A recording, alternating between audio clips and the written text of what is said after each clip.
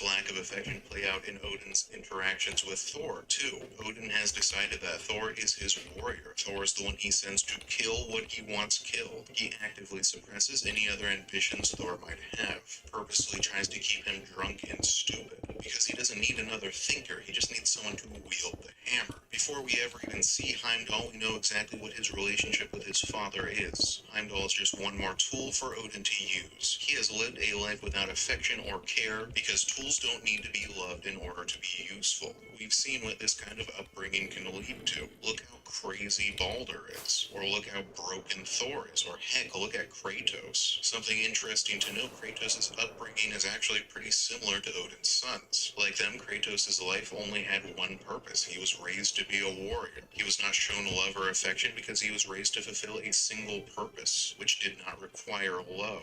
And just like Odin's sons, Kratos grew up to be pretty messed up. He killed a ton of people. It was only his relationship with Faye and with his son that allowed him the redemption arc he has undergone. Similarly, it seems like Thor's relationship to Sif and Thrud probably had the same effect on the big guy. Baldur and Heimdall's lack of any apparent romantic partner, having no one who cares about them other than Odin, probably at least partly explains why those two are incapable of following a similar path of redemption even when it is open for them. When the only important relationship in your life is with an affectionless manipulator like Odin, you're going to have a hard time breaking out of whatever cramped role he has crafted for you. Anyway, so far I've spent a lot of time talking about Heimdall's family, but now it's time to bring out the golden, boastful, arrogant asshole himself so we can figure out what makes him tick. To start, let's watch the entire scene where he first appears. It's pretty long, but I think it's worth seeing if you want to understand who Heimdall is. This new tent's amazing. It was easy to pay off the low rates on our platinum card from Navy Federal Credit Union. Can't imagine where we'd be without them. Navy Federal Credit Union. Our members are the mission.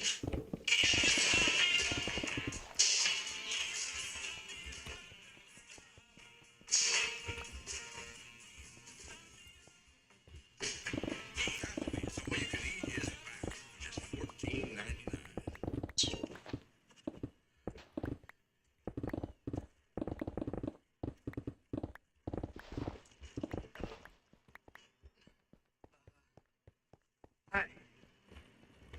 So, what part of the enormous wall made you think, oh, visitors must be?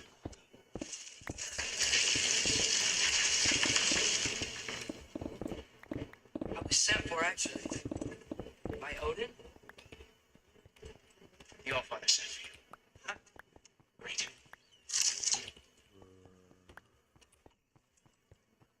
Then why are you out there? Why don't we ask them together?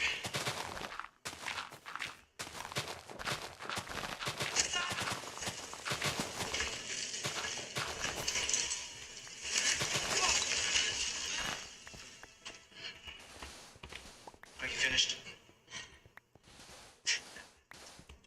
What?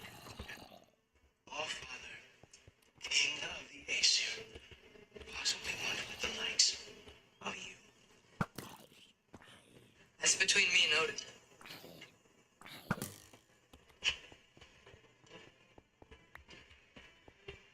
You don't even know, do you? Think you could pull me up, or... No, I don't think I will. I think maybe I'll drop you. No. Yes, I'm going to drop you. Goodbye. Think how mad the old father's gonna be when he finds out you killed his guys. Loki of the Jotnar?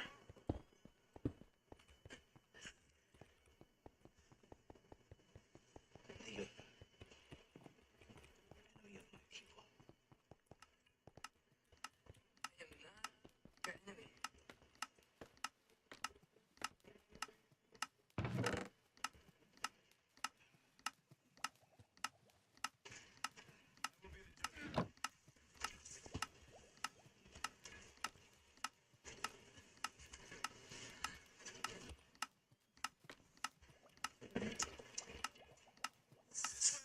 Loki of the Jotnar. Wait, is that Gjallarhorn? Are you Heimdall? Obviously. Gosh, he is is such a smarmy little piece of crap. The writers did a fantastic job of making Heimdall completely unlikable. So the first question you have to ask is, why is this confrontation happening at all? Odin did invite Atreus to Asgard, so just like Heimdall asks, why is Atreus outside the wall instead of inside? Odin easily could have teleported Atreus directly inside and avoided this whole unpleasant meeting. I think there are two reasons for this. First, it's a test. Odin has work for Atreus to do, but he wants to make sure Atreus is actually capable of doing it. If Atreus can't even scale this wall or get past Heimdall, then how is he ever going to find the pieces of that mask? Two, it's a manipulation. It's meant to make Atreus more agreeable to Odin's manipulations. If Atreus' first encounter in Asgard is with the cruel, vindictive, mocking Heimdall, then Odin is going to look that much better by comparison. Atreus will be relieved by how much better his meeting with Odin goes, and so be more pliable to suggestion. Odin probably didn't even need to instruct Heimdall to act this way. I bet that knowing what kind of person Heimdall is, he knew Heimdall was going to antagonize and mock Atreus no matter what. All of this is further evidence that Heimdall is just a tool for Odin to use in his manipulations. Manipulations that Heimdall himself may not even be privy to. And he's a really, really good tool. Compare Heimdall's behavior here to that of Odin's other sons. Balder is legitimately insane. Thor is a miserable drunk. In comparison, Heimdall is remarkably well adjusted. Just compare Heimdall's appearance to that of Thor and Balder. Look at how much more put together he is, how much more well manicured, how fancy. Because of his mind-reading ability, Heimdall might be Odin's best tool, which is why he entrusts him with the Gjallar horn, a horn which is prophesied to blow at the start of Ragnarok. Furthermore, Heimdall is ridiculously powerful. Another thing the developers nailed is making Heimdall feel like a really serious threat, like an almost insurmountable obstacle. There's this bit where he and Atreus fight, and Atreus cannot land a single blow on Heimdall. The guy seems completely untouchable. He is a more than formidable opponent, and I don't know about anyone else, but outside of the optional bosses, I found Heimdall's boss fight to be the toughest one in the game. Much harder than either Thor or Odin, who I found to be comparatively easier. And more than all that, Heimdall is said to be a true believer in Odin. Thor seems to be only a begrudging lackey of Odin, while Balder cares more about pursuing his own personal vendetta than carrying out Odin's orders. If Odin had sent Heimdall to Kratos' home at the start of the previous game, instead of Balder, imagine how different that story could have played out. Balder cared more about starting a fight than finding out what Odin wanted to know. Heimdall, on the other hand, would have been much more likely to just get the information and get out of there. All of this is what makes Heimdall Odin's most powerful tool, perhaps his perfect tool, except not, because Heimdall has his own flaws, and these flaws ultimately lead to the destruction of Asgard. Heimdall is short-sighted and arrogant, and this short-sightedness and arrogance ultimately destroys everything he cares about. To understand these flaws, let's watch just a little more of that first interaction between him and Atreus. Oh, done drinking it in already. Cornerstone of civilization in the Nine Realms, not really your cup of tea, I see. Oh, no. It's amazing. Just ask your questions already. How'd you know I had questions? It's my job. Next question. What is your job? I protect the realm I love from trouble. And you think I'm trouble? You just met me. And I can already see you are eager to prove yourself. Way too eager. To an overshadowing father figure you can never live up to. Good guess. I would also guess that you are disrespectful, entitled,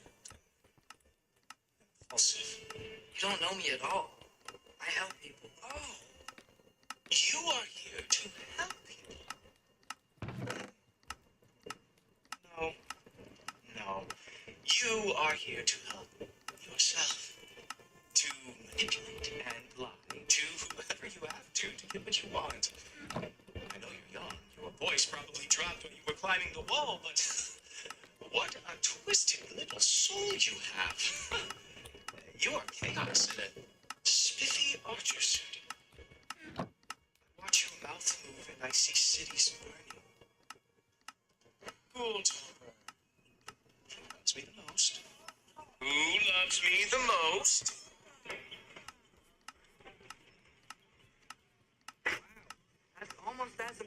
Balder taming a dragon. Balder had the luxury of not caring how badly he got hurt. I outdid them. The birds were.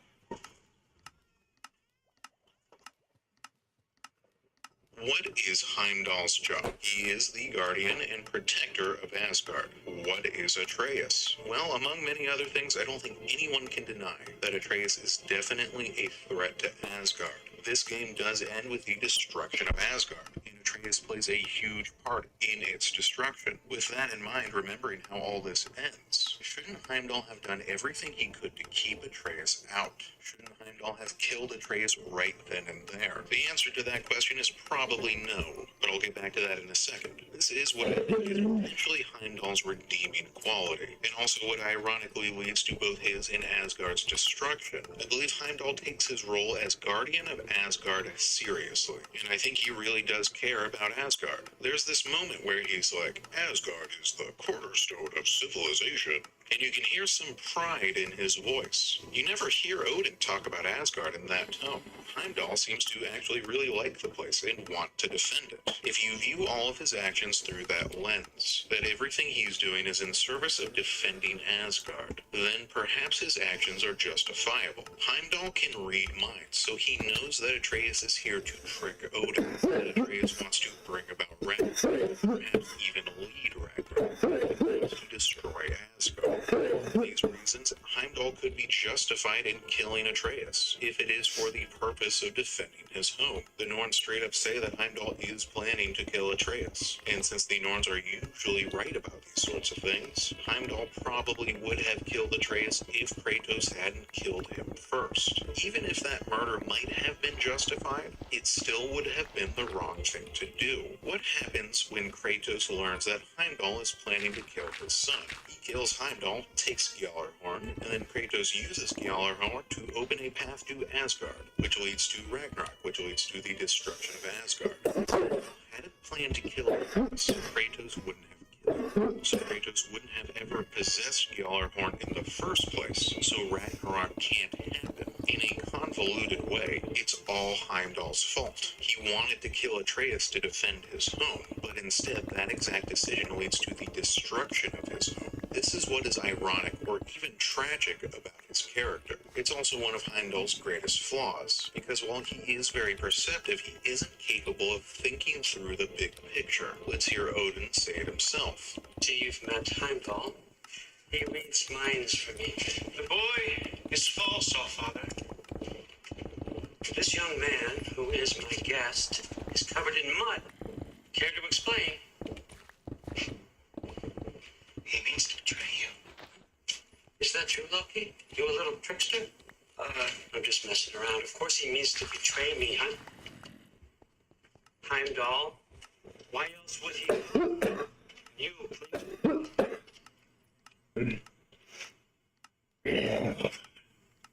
Oh, no. Jaffa. Heimdall, will you just relax? Were you intending on killing? You, clean yourself up.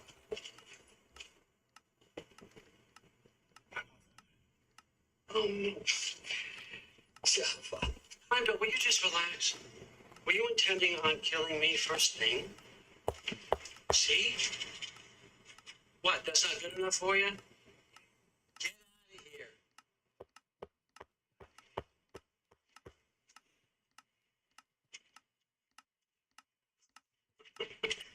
He's a lot, I know.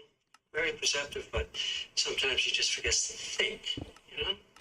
First, notice how Odin introduces Heimdall. He reads minds for me. Could you imagine if your father introduced you to a stranger by saying something like, "This is Billy, he mows the yard for me"? Like, come on, what an asshole. But we've already talked about that aspect of their relationship. Instead, notice how Odin describes him. Very perceptive, but sometimes he just forgets to think. That's exactly what leads to Asgard's destruction.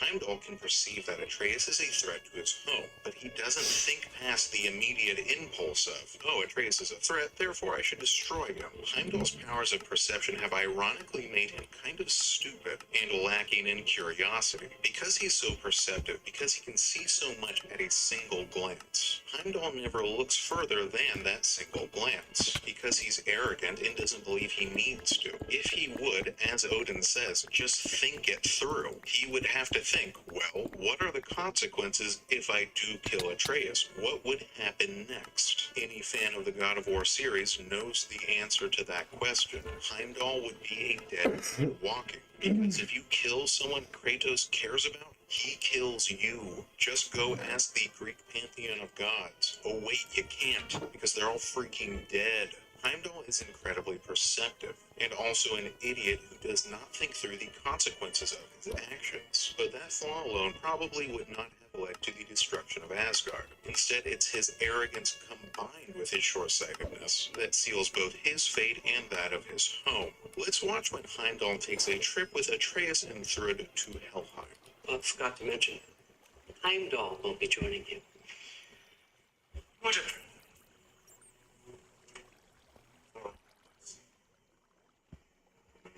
Oh, hold up. You don't want to walk into the blistering cold of Helheim without this. Every loud should keep you nice and toasty. Hold on.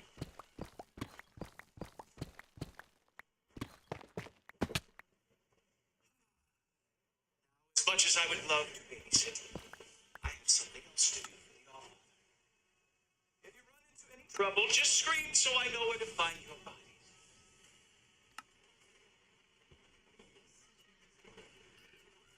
So Odin told them that Heimdall would be joining them. Then literally as soon as they get there, Heimdall leaves. That's weird, right? Why would Odin say that Heimdall is joining them if he's actually not? If he's actually going to go off and do something completely different without them? I'm not 1,000% certain about this, but I'm pretty sure Heimdall is just ignoring Odin's orders and going off to do his own thing. He says it's for the Allfather, but is it something the Allfather actually ordered him to do, or just something he thinks would be good for the Allfather? Since Heimdall isn't with them, Atreus and Thrud end up freeing Garm, the interdimensional portal-ripping hound of hell, which becomes a huge problem. If Heimdall had stayed with them, he could have prevented something like this from happening, which is, I assume, why Odin sent Heimdall with them in the first place. But because Heimdall is arrogant and thinks he knows better, he goes off to do who knows what. He could be Odin's perfect tool if he would just think,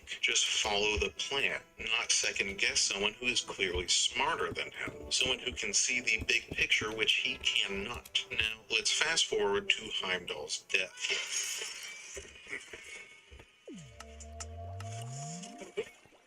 Your position. What?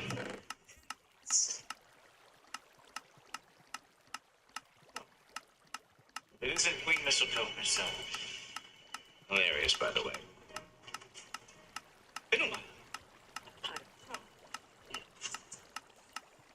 Someone who is clearly smarter than him, someone who can see the big picture which he cannot. Now, let's fast forward to Heimdall's death.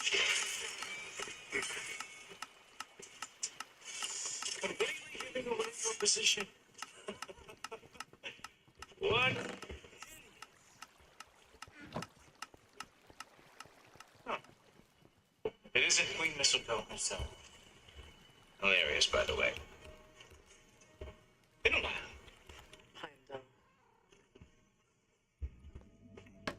You must be the little half-breed's father. Lucky day. You have a lot to answer for, sunshine. You too, traitor. Better a traitor than Odin's lapdog.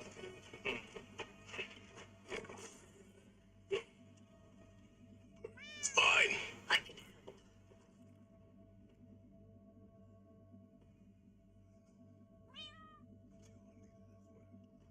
He's right, you know. Sizzles wasn't looking so hot last I saw.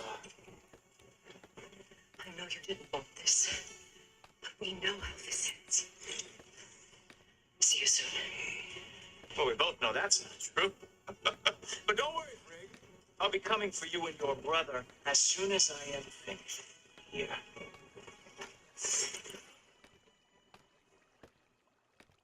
What you got?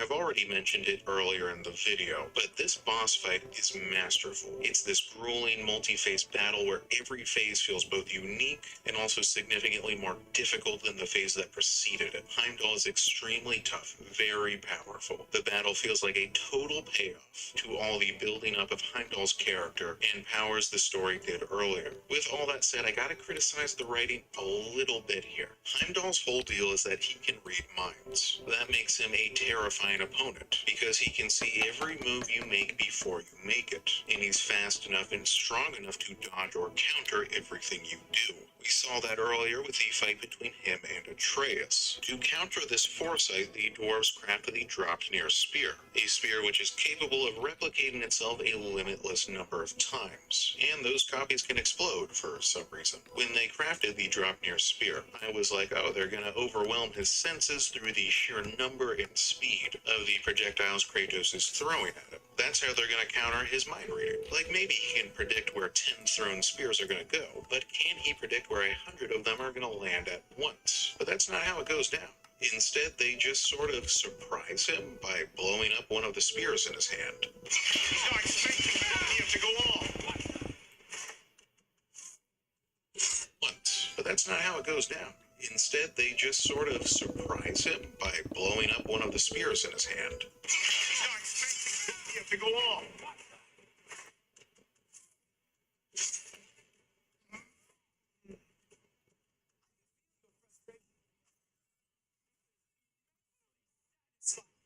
There's no reason why this should work.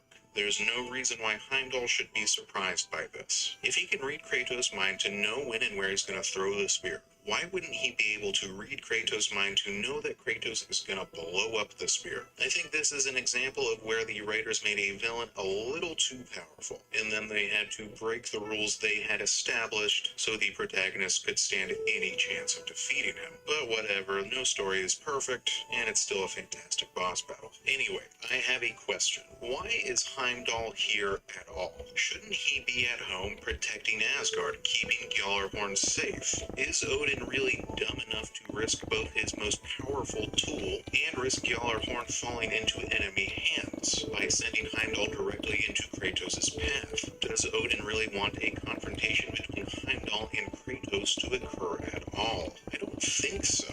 Obviously, I can't know for certain, but I suspect this is another case of the arrogant Heimdall deciding he knows best, deciding for himself that he can serve Odin better by doing whatever he wants. Fast forward to the end of the fight. Kratos defeats Heimdall, and because Kratos is a changed man, he offers Heimdall mercy, and watch what happens.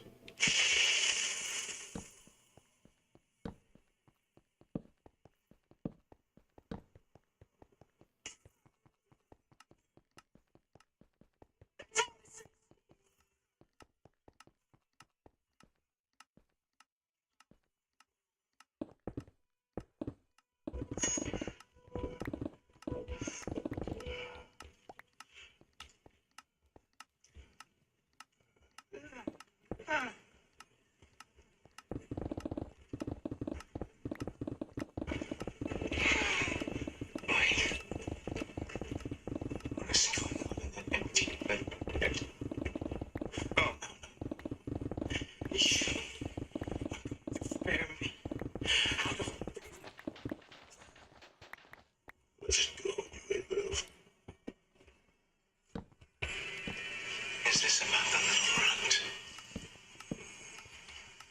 Oh, now I am definitely going to cut him.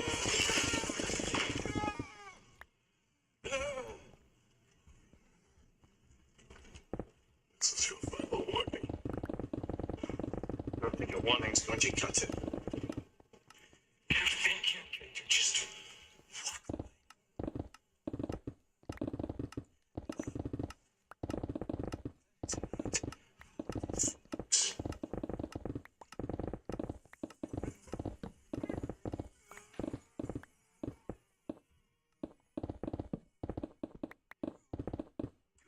Get to decide my fate.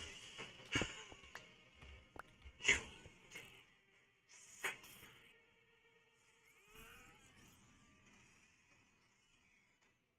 is a fascinating scene to me. Heimdall begs for Kratos to stop, and Kratos does stop. For a second, it seems like Heimdall is done. He's given up. He doesn't have any fight left in him. Just look at him. Look how defeated and resigned he looks. Then, all of a sudden, he sees something in Kratos' mind. Pity, a concern for his son.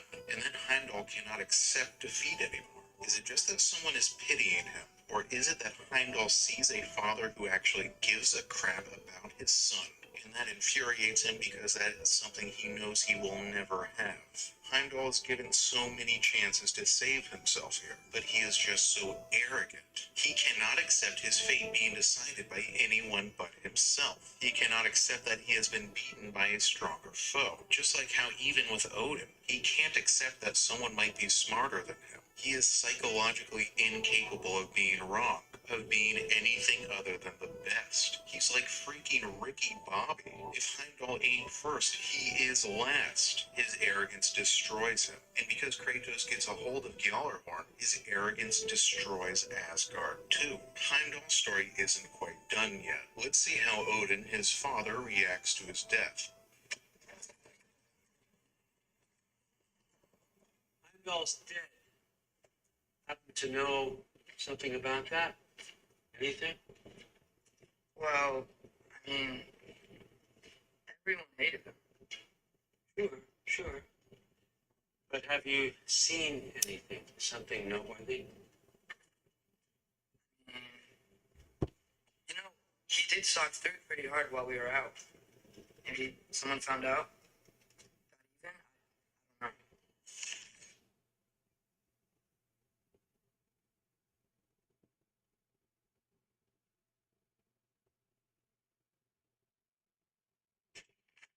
Are you suggesting my son had something to do with this? No. Honest. Well, I had to answer. Never believed you had anything to do with this. Isn't this pathetic? That's it. That's all Heimdall gets. Odin appears to be only as upset as his son's death has affected his plans. And even then, he's not that upset about it. Heimdall was his son, his strongest supporter, his most powerful agent, and he is gone forever, and Odin cannot even pretend to care. All the eulogy Heimdall ever gets is, well, everybody hated him. Like, as much of a piece of crap as Heimdall was, he deserves more than this from his family. He was loyal to his family and home. However misguided and short-sighted his actions were, they were in service to his father. But Heimdall served the wrong man. His short-sightedness and arrogance destroyed him. And after he was gone, no one cared. Unlike Balder, there is no Freya here to mourn him. Unlike Thor, there is no Thrud or Sif to mourn him. Heimdall passes into the afterlife alone and unmourned, forgotten. Just one more dead god lying at Kratos' feet.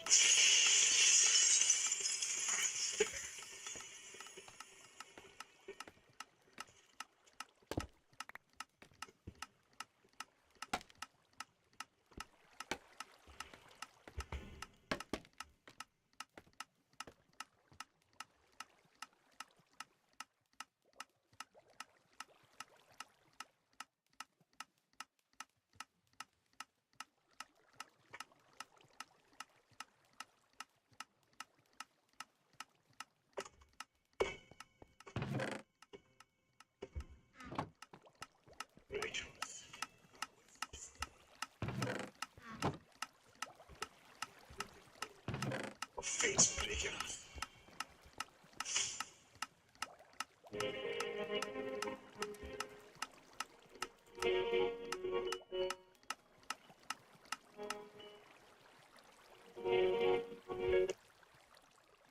Where were we?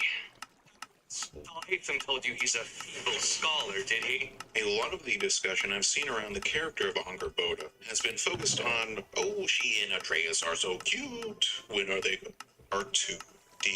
This creature, even if physically free, will never psychologically be free of its time in captivity again. Its wounds will always be a part of it. I think Mimir is inarguably the weirdest and most likable character introduced in all of God of War 4. I think the most fascinating aspect of his character is how he demonstrates the value of tempering brilliance with compassion. Now I'll explain what I mean. For most of the story of God of War 4, Mimir is a talking severed head hanging from Kratos' hip, telling funny stories, making clever quips, and providing advice and guidance to our heroes. Both practical advice for how to further their physical journey and also personal advice for how to navigate their emotional journey.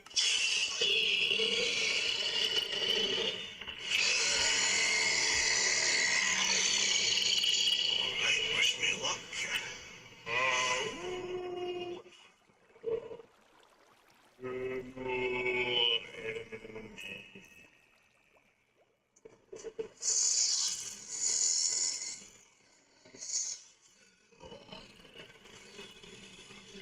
Lads, you remembers me.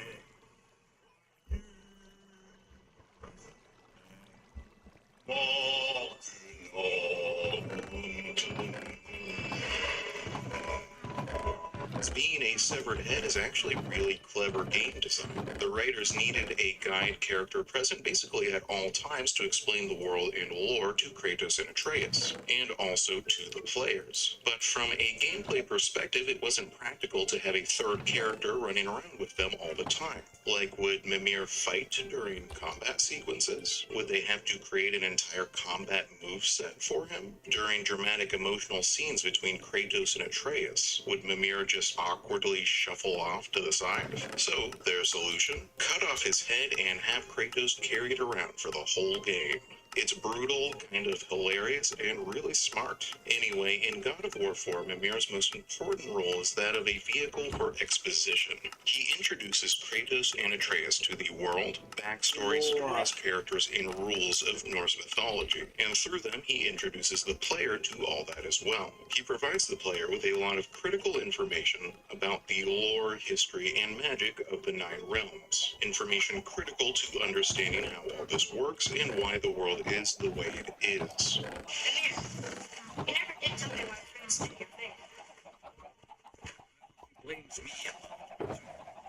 Instances. It all goes back to the long war between the Aesir and Vanir. Prior to that, wars for the Aesir were easily won, but the Vanir proved their equal and exacted devastating damage. Both sides suffered tremendous losses, and for many of us, quite frankly, war was simply no fun anymore, but a rather senseless waste of precious life. Wouldn't you agree, brother? Precisely. Enough was enough.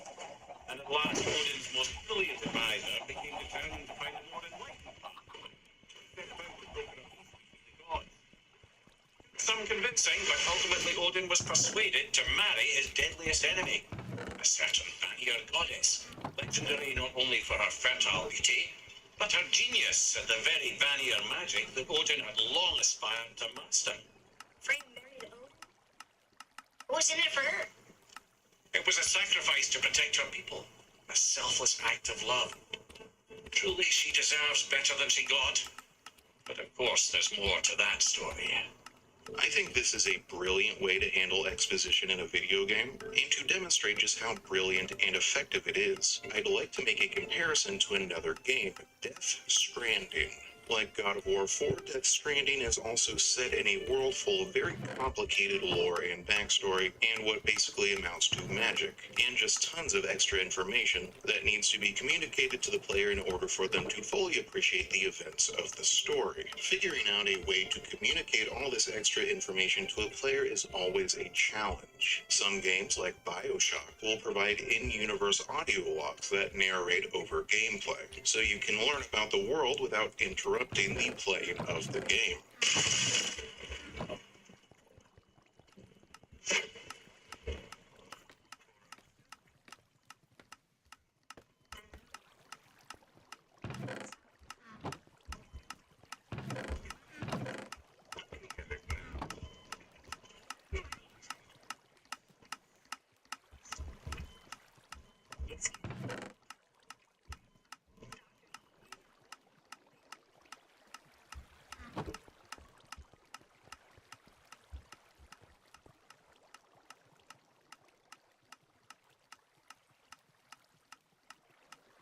Some open-world games like Red Dead Redemption will make use of travel time between destinations to have characters chat about what's going on. You're going to spend a lot of time riding around the horse regardless, so why not use that time to communicate some information to the player?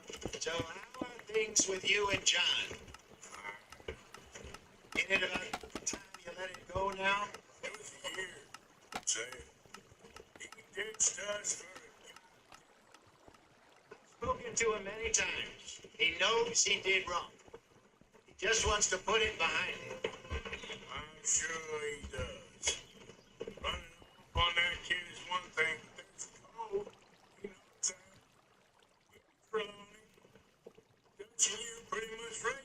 So how does Death Stranding solve the problem of how to communicate all this extra information to the player? Well, some of it is communicated through some bizarre but amazing cutscenes, and way more of it is communicated through some very, very long and dry monologues.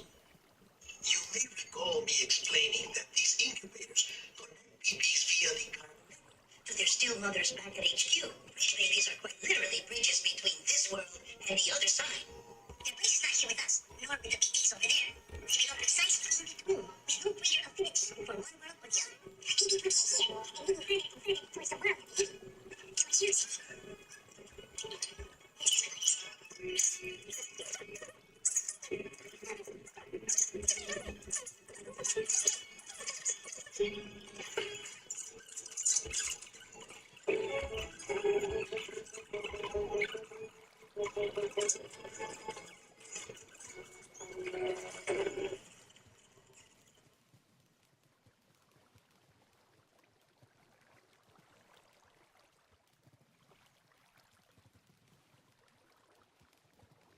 manage without your help. Check the delivery terminal upstairs for the details. When you're ready, of course. And way too much of it is communicated through this codec, where your character receives messages. There's like an entire novel's worth of information about the plot and characters that is locked in what are essentially in-game emails. I'm probably being a little unfair here. I admittedly have not played Death Stranding since it first released, but just for comparison's sake, let's listen to one of Mimir's stories in God of War 4. Amir, why did you work for Odin be so warm? And if you mean to make a career as a council opportunity, you can't very well rule out anti-maniacs. Available positions are scarce enough. My first master was a cruel piece of work as well, but I learned through him the enduring power of wit, which served me well with kings and gods alike. I couldn't be older than you when I started. A fairy king's errand boy and unofficial jester. But snack up the run of the forest. Good fellows, they call us. Nearest for the laugh. All manner of mischief, making fools of the local mortals. But as long as our lord was kept amused, we were spared the consequences. Ah. But one day he was not amused. And I saw fit to move on. Thankfully, the ages and roads travelled since then have turned me from that very wanderer to the paragon of Mimir's stories are presented in such a personable and charming way. The character has so much personality and charisma that the player wants to hear these stories. I mean, it's not like this is an amazing story he's telling or anything, but there were so many times while playing God of War 4 that I actually stopped progressing just so I could hear Mimir finish one of his stories. And in doing so, I was learning about Norse mythology, learning about the setting, learning about the lore and the history and the characters. Whenever Mimir started telling one of his stories, I was genuinely like, oh nice, another Mimir story. By comparison, there was never a time in Death Stranding when I was like, oh great, another freaking 10-minute humorless, esoteric, rambling monologue. Or, oh great, another email. Again, I'll admit I'm probably being unfair. If you like Death Stranding and its story and how it told its story, you know, that's your truth. Don't let anybody take that away from you. But by packaging God of War 4's extra information in the vehicle of Mimir, by presenting it with personality and character and charisma, the God of War developers managed to make players want to learn about their game's lore. It's really smart writing. Beyond being a mere plot device, Mimir is also a really likable character. character. Obviously, he's witty, funny, charismatic, and knowledgeable, but what makes him so likable is that he's deeply compassionate and empathetic. He's always nudging Kratos and Atreus towards being better versions of themselves, counseling them against rashness and selfishness, gently criticizing them when they do wrong, gently pushing them towards doing what is right. He's a really, really nice guy who works really, really hard to bring out the best in everyone around him. He's the friend you wish you had. Let's watch this clip of Kratos and Mimir's first meeting to see all this in action.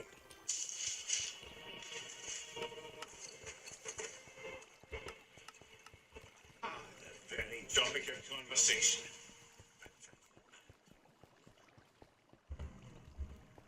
We took the path. Make sure we're alone.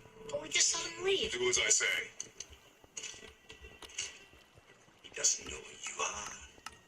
No, we keep it that way. Who are you? Me? This ambassador to the gods, the giants, and all the creatures of the Nine Realms. I know every corner of these lands, every language spoken, every war waged, every deal struck. They call me the smartest man alive. And I have the answer to your every question. Why does the son of Odin hunt us? Okay, there are a few gaps in my knowledge. Odin's had me in prison here for 9 winters. I'm a clever lad. I can piece it together. Promise. Just give him time. Nobody there, just like I said. Ward's mother is dead. She wished her. She wanted us to spread our ashes on the highest peak in all realms. Oh, then you've come to the wrong place, little brother. The highest peak in all the realms is not here in Midgard. It's in Jotunheim, realm of the giants. No! That could not be what she meant. Take a look.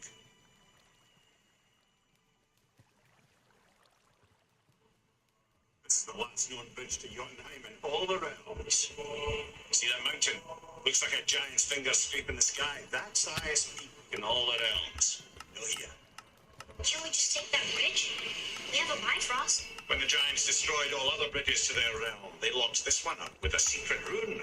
If it still exists, only a giant would know it. And all of them left Midgard a long time ago. True. But today, the winds of fate have kicked up a strange vortex of coincidence. Fact is, there's only one person alive who can get you what you need to know. And luckily for you, my schedule's wide open.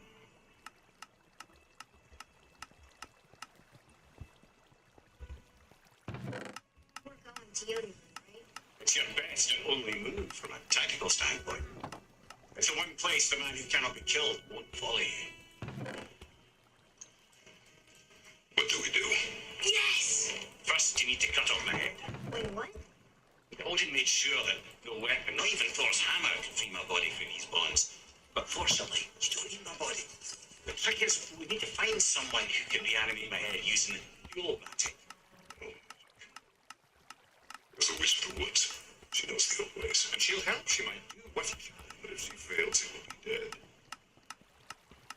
He confuses me, you know. Odin himself sees to it personally, and believe me, there is no end to his creativity. Every single day. This isn't living.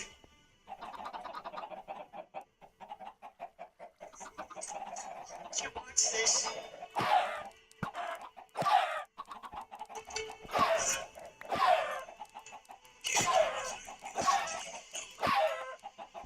Boy, the longer you wait to tell him his true nature, the more damage you do. He will resent you and you may lose him forever. There is much about you I won't have him know. So you value your privacy more than your son? I'm going to cut off your head now. Good enough. Here Here you can see all of Mimir's personality on display. He's witty and clever and cracking funny jokes. He's providing practical information and guidance on how Kratos and Atreus can progress through their adventure. And he's already providing emotional guidance to Kratos, already trying to nudge him toward doing the right thing, which in this case means being honest with his son about his past and his true nature. Mimir has only known Kratos for like 2 minutes, and he's already trying to push Kratos towards being a better father, and he manages to do this without coming off as overbearing or judgmental. So yeah, Mimir is awesome. But for all my praise, in God of War 4 he's also kind of a boring character, because he's just too perfect. Kratos and Atreus are both very flawed characters. They struggle with their flaws. They're trying to grow and change and be better, and they're often failing, often falling down and picking each other up again. That's what makes their journey so narratively compelling, their flaws. Mimir, on the other hand, comes off as basically perfect. He literally calls himself the smartest man in the world, and all the other characters appear to take this boast literally, because he always seems to know the right thing to do, both literally and morally. He never says the wrong thing. As a guide and role model for Kratos and Atreus and a vehicle for exposition, he's perfect. As a complex and nuanced character, not so much. Now, I'm not criticizing the writing here. You can't expect every single side and supporting character in a story to be as fully fleshed out and complicated as the main cast. That's just not how stories work. It's totally fine to have a supporting character who is a basically perfect role model, if done right, and Mimir is definitely done very right. That can be good writing. But in a discussion of Mimir's character, the two-dimensional nature of that character needs to be mentioned. Let's move on to God of War Ragnarok and see how Mimir's character changes there, because there have been some definite improvements to the writing of his character. For most of Ragnarok, Mimir serves a very similar role to the one he played in God of War 4. He's clever and charming, he provides a lot of guidance, both practical and moral. By the start of the game, he has pretty clearly become Kratos' closest friend and confidant, someone Kratos trusts, someone Kratos listens to and whose counsel he values, which is really sweet. That's really not something Kratos has ever had in his life before. In all the games in the series, he's basically been going it alone. He's never really had a friend, never had someone he could share his burdens or worries with. So this is a really gratifying development to see. What are you thinking?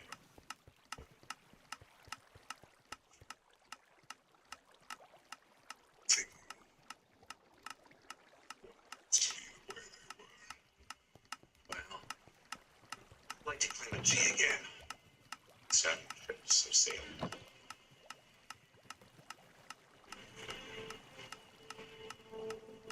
Just wish Atreus wasn't so restless. I care only for your safety. I know, brother. But holding him too tight will keep him at danger.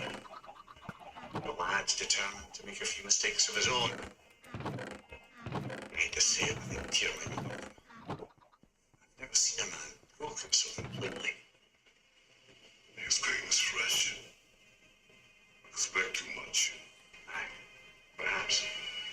Purple Impact, starring Experience Credit Card Marketplace. Sweet credit cards. You too can get a choice of cards matched to you, Cashback, travel rewards, balance transfer, tons of options. Credit card choices at Experian.com/cards.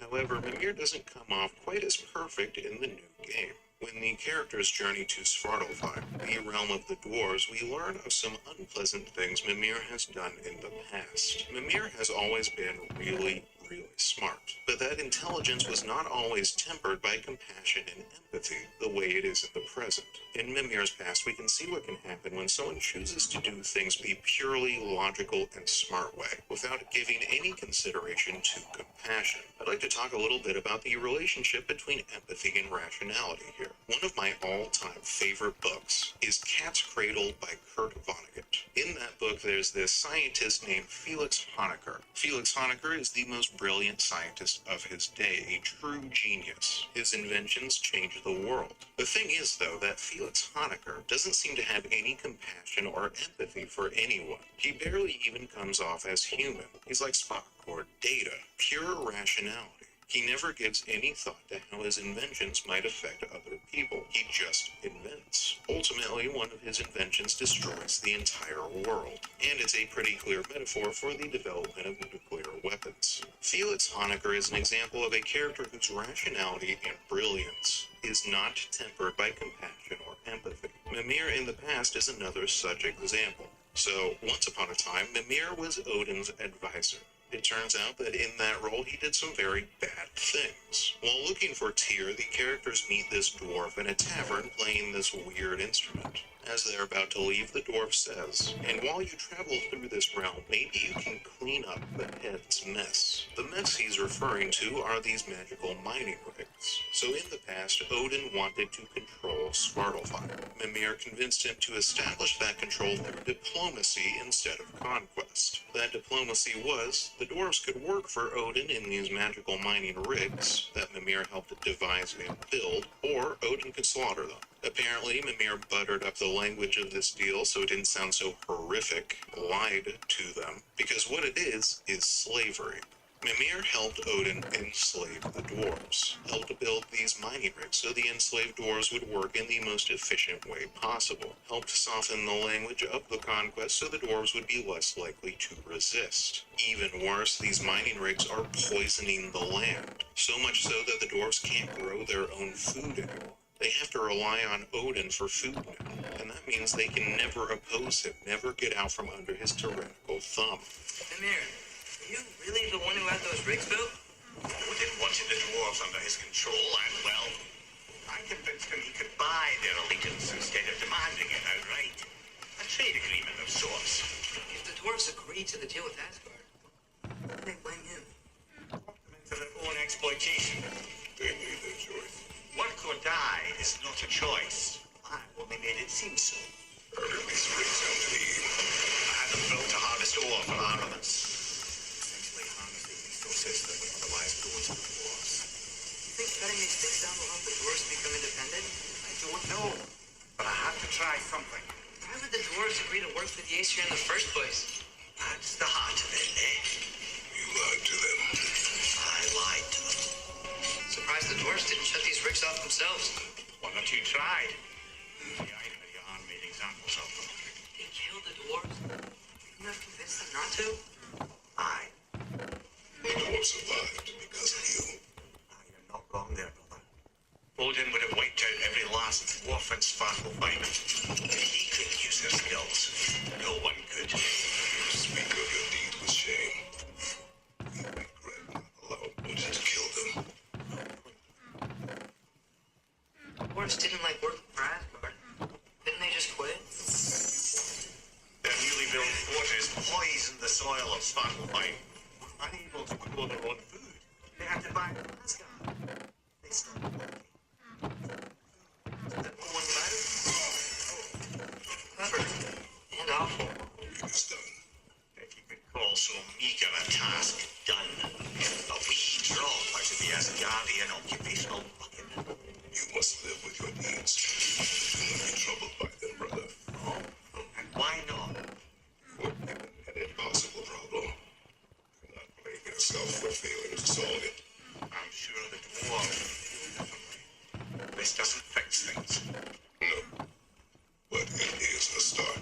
Side note, that's the first time Kratos has ever reciprocated by calling Mimir brother. It's very cute. Mimir is clearly conflicted about all this, but I think Kratos lets him off a bit easy here. Kratos is trying to comfort a friend, but I'm not sure if I agree with what he says. Through Brock and Sindri, we've seen how capable the dwarves can be. If Mimir had set his genius to helping them resist Odin, instead of helping them enslave themselves, they might not have been destroyed, might not have been enslaved. The Vanir and giants, despite terrible losses, have managed to survive Odin's onslaught. I think the dwarves could have too. So this is really bad.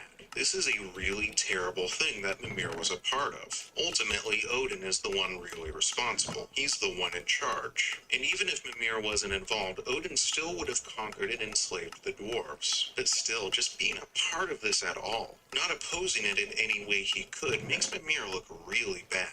And this is an interesting moment in the story, because this is essentially the first true wrong thing we've ever heard of Mimir doing. Sure, he negotiated the failed marriage between Freya and Odin, which ended up being a huge disaster for everyone involved, but in that case he was at least trying to do the right thing. With that marriage, he was trying to end a bloody war, trying to create compromise and peace. I think the choice to reveal something this troubling about Mimir's past is a really intentional one by the writers. Before this side quest, Mimir was basically perfect. After this side quest, he feels much more like a flawed, nuanced, and complicated character, which is good writing. In the present, Mimir is a character who is guided by empathy, and because of that, he wants to rectify his past mistakes, to help in any way he can. In pursuit of this, they destroy the mining rigs, therefore helping the dwarves. However, some mistakes are permanent. Some mistakes cannot be made right. Some mistakes cannot be undone. As we see in this next side quest, Mimir committed one more sin in his past that we need to cover. This colossal, incredible aquatic beast is the Lingbacher. Mimir captured and enslaved this creature to impress Odin, and so that its oil could be harvested and used to fuel Odin's lamps. The oil harvesting process is a violent one, where the creature, while alive and fully conscious, has parts of its body carved away so miners can get to the oil. These instructions for mining the Lingbacher remind miners to always wear earplugs, presumably so they can drown out the creature's cries of pain, which is pretty morbid. Because of Mimir, this Lingbacher was enslaved and tortured for probably hundreds of years. Mimir does make it clear that he feels really bad about it. Kratos seems especially disappointed after this one. During the mining rig side quest, Kratos tries to comfort Mimir about his mistakes, but during this one, Kratos does no such thing. He and Mimir have a very interesting exchange, unique among all their interactions through both games. Kratos is more critical of Mimir here than anywhere else in either game. What is this? A Lundbacher. I captured it 3 years ago. For Odin. Yes. I thought it an imaginative and eye-catching way to earn his favour. Good work. That is it. This creature, you enslaved it. Aye. But why? Because I was young and stupid. And I didn't know what it was like to be chained in one place for years at a time, with nothing to occupy your mind but pain. You're angry with me, aren't you, brother? I remember the feeling of a yoke around my neck. So that we should have gone another. Why enslave the creature? In fact, it was a good source of oil for Odin's lanterns. Oil for lanterns. Whatever anger you're feeling, whatever loathing toward me, it's nothing to what I've said to myself. You never spoke of this creature. Does that surprise you? That an old man would be ashamed of the mistakes he's made. I thought, I hoped the creature would be longing fire by now. Apparently the Aesir couldn't be bothered to mercy kill it once it was no longer useful. No. When we can save it. You could still save this broken creature. I know what it is to be imprisoned like this. You're just a flip. And if it is beyond saving, I don't understand. There. You're free. What's going on? Maybe it needs a little encouragement. Can you get me closer to its eye for a face-to-face, brother? To rectify his mistake, Mimir guides Kratos and Atreus towards freeing the Lingbacher. However, even after destroying its bonds, the Lingbacher doesn't flee. Come on, you great blubbering beast. Shoo! It's not moving. Why is it not moving? it has grown accustomed to its chains. We just need to chase it off and scare it. Slow making things right. Only better than they were.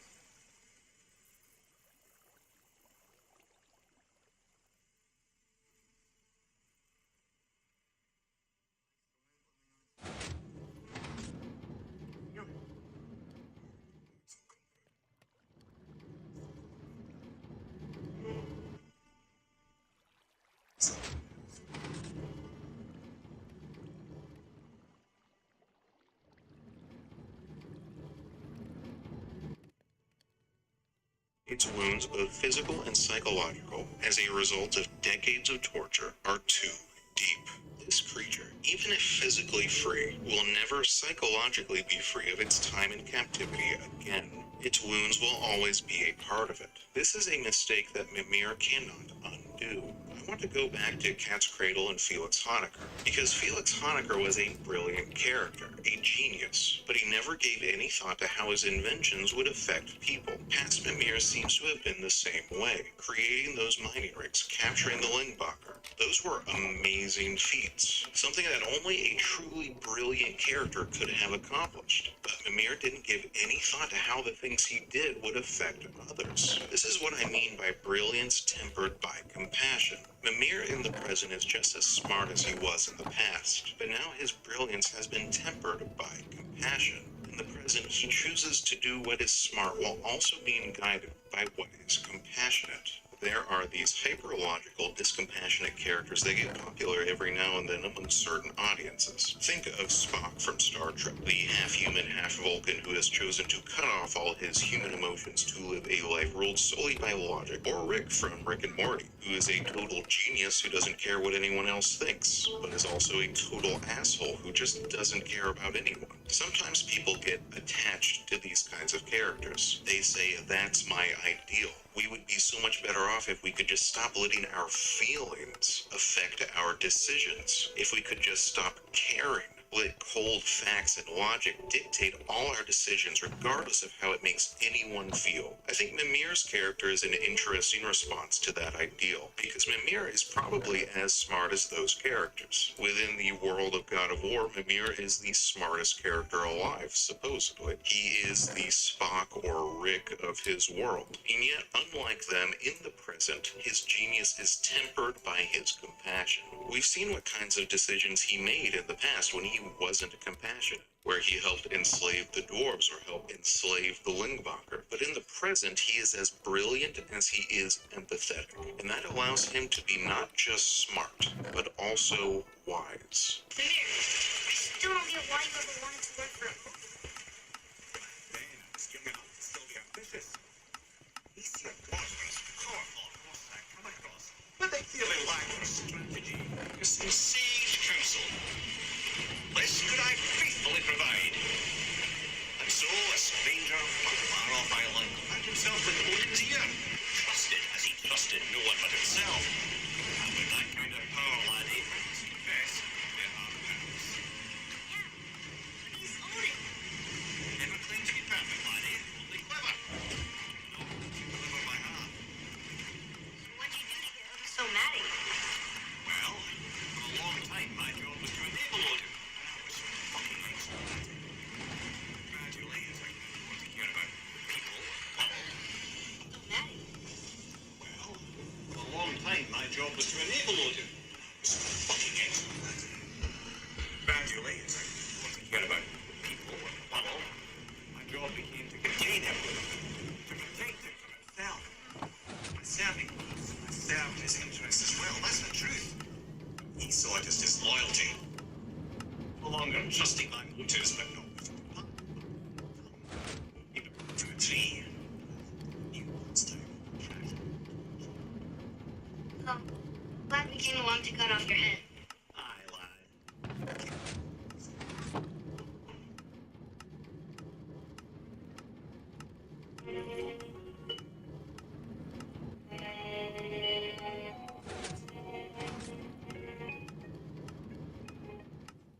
Why did Odin try to exterminate the giants? If you read into the lore, you'll find a convoluted answer, but I think it's actually very simple. The simple answer to the question is that Odin tried to exterminate the giants for control. Control is probably the most basic and most common of all fantasy villain motivations. From Emperor Palpatine in Star Wars to Ganondorf in the Legend of Zelda series, what these characters have in common is that they pursue absolute and total control over everything and everyone, and are willing to do anything to take and keep that control. Odin is an interesting villain because he approaches the pursuit of control from a slightly different angle. Where Emperor Palpatine and Ganondorf seek control through power, Odin seeks control through knowledge, as he makes very clear in this little speech he gives to Atreus. Everyone's got me all wrong. You think war drives me or power, wealth. Nah. What I really want, I want answers. Same as you. See, mortals have it easy. When they push up against life's big questions, they can look to us. They give them meaning, divine comfort. You both know that's a sham. But when we have questions, why are we here? To give meaning to mortals while living without it ourselves? No. More than that. Something.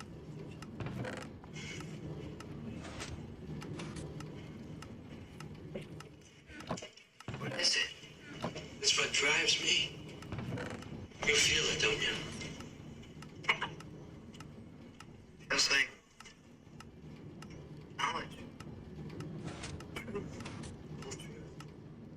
All the answers.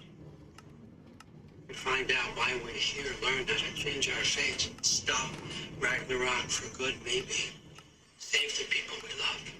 I read a book about Stonehenge once, and in it, that author described a theory of the monument's purpose. And I know this seems like a weird digression that has nothing to do with the deconstruction of Odin's character, but just stick with me for 1 minute, I promise it'll make sense. According to that theory, Stonehenge was a giant calendar through which the ancients could track and predict the movements of the stars. But why? Why pour so many of their limited resources, so much physical effort into this project? What could those builders have gotten out of knowing anything about the movements of the stars? Dumping all their time and energy into building Stonehenge wasn't going to get them clean water or food or heal their sick. Surely their time could have been spent more productively elsewhere, right? Well, this author said that the ancients, the prehistoric peoples, they were surrounded by so many questions that had no solid answers. So many things they had no control over. They couldn't control or predict any natural phenomena. Not the weather, not storms, not natural disasters, not famines, not plague. But they could look up at the stars and see patterns up there. Patterns of movement. Patterns that, and this is the really important part, that they could predict. They could not stop a bacterial plague, but they could predict the passage of Venus, Mars, Jupiter, and Saturn through the night sky. This was a form of control for people who had no control over practically anything. By being able to accurately predict the movements of the stars, they possessed an intangible form of control over those stars, or at least they felt like they did. If they chose to read their fates or other important knowledge in the movements of the heavens, they could feel like they even had control over their destiny. And that's exactly the kind of control which Odin wants. Control through knowledge. Odin doesn't just want to know how to predict the passage of Venus across the night sky. He wants to know everything so he can predict everything. Because if he knows everything, then he will feel like he is in control of everything. But just like those builders of Stonehenge who never really gained control over the stars, Odin's pursuit of control through knowledge is ultimately just as illusory and ephemeral. More than anything else, the thing Odin wants knowledge of, the thing he wants control over, is his own ultimate fate. Listen to what he says in this next monologue. Why build your house here? What's in there? I'm gonna trust you. I'm trying to tell you. In the wake of Amir's death, I felt something. The rift. Possibly the birthplace of reality. I looked inside and something was there looking at me. It whispered to me things I couldn't possibly comprehend, but I knew they were true. When it blinded me, I thought it was over, that I'd never see inside again. And then I found this. And I knew that it would finally let me see the answers. You see, son, I don't know where I go when I go. There's no Valhalla for me. Ragnarok cannot be the end. I need to know there's something more than this. I need to know what happens to me. And that's the truth. I swear on my last good eye. That's the truth. This is a fundamental question that all people everywhere ask. Where do I go when I go? If you know the answer to that question, you can control it, or at least feel like you do. That's what Odin wants. More than control over the Nine Realms, more than control over the Aesir or the Vanir or the Giants. He wants to know his own fate so he can control it. This is part of what makes any villain a great villain, a motivation we can sympathize with because it's a motivation we've felt ourselves. Odin is all of us in this moment, just one more guy staring into infinity and wondering, what is this all for? I'll get back to Odin's quixotic pursuit of knowledge in a bit, but before that, we need to look at how Odin controls the people around him. It's not just his own fate that Odin wants to control, but everyone's fate. Odin controls people in 3 distinct ways throughout the game. By manipulation, and when that doesn't work, by subjugation, and when that doesn't work, he moves on to destruction. Odin's preferred method of control is manipulation, because if he can manipulate someone, then he can get some kind of use out of them. We see a lot of this in his interactions with Atreus. He controls Atreus through manipulation, gets Atreus to do the things he wants him to do. To demonstrate exactly how he does this, here's a very long clip of his and Atreus' first meeting in Asgard. And when the clip is over, I'm going to go over the dozen or so different ways Odin manipulates him in this scene. You made it. I am so honored. I see you've met Heimdall. He reads minds for me. The boy is false, all father.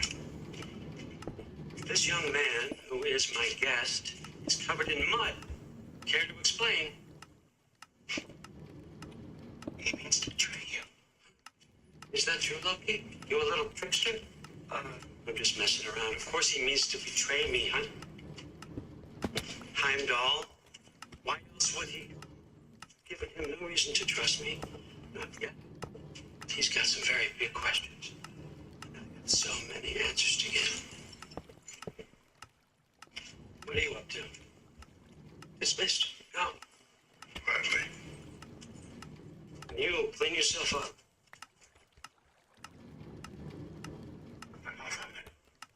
Oh, no.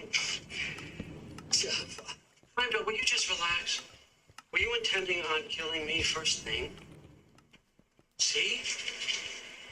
What, that's not good enough for you? Get out of here.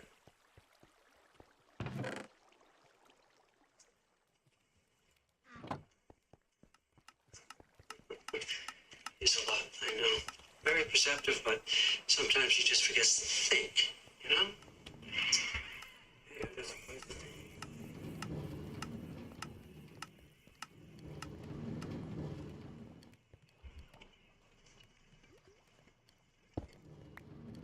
How do you father take the news that you decided to accept my invitation? I don't think we should talk about my father. Well, huh. Can't blame him. Between my ex-wife and my disgruntled former employee, he's not exactly getting an unbiased view. But you're curious, open-minded. That's important.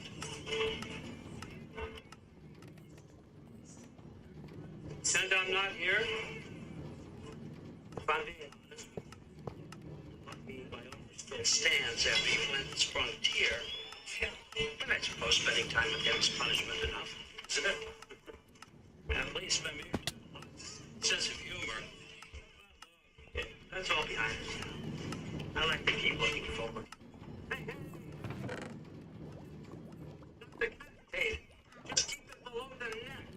Is that really what you do when I'm not here? Odin maneuvers through like 20 different rhetorical tricks over the course of that scene in a rapid-fire succession, so both the audience and Atreus barely have time to focus on and process any single tactic. And each of those rhetorical tricks is designed to have a different effect.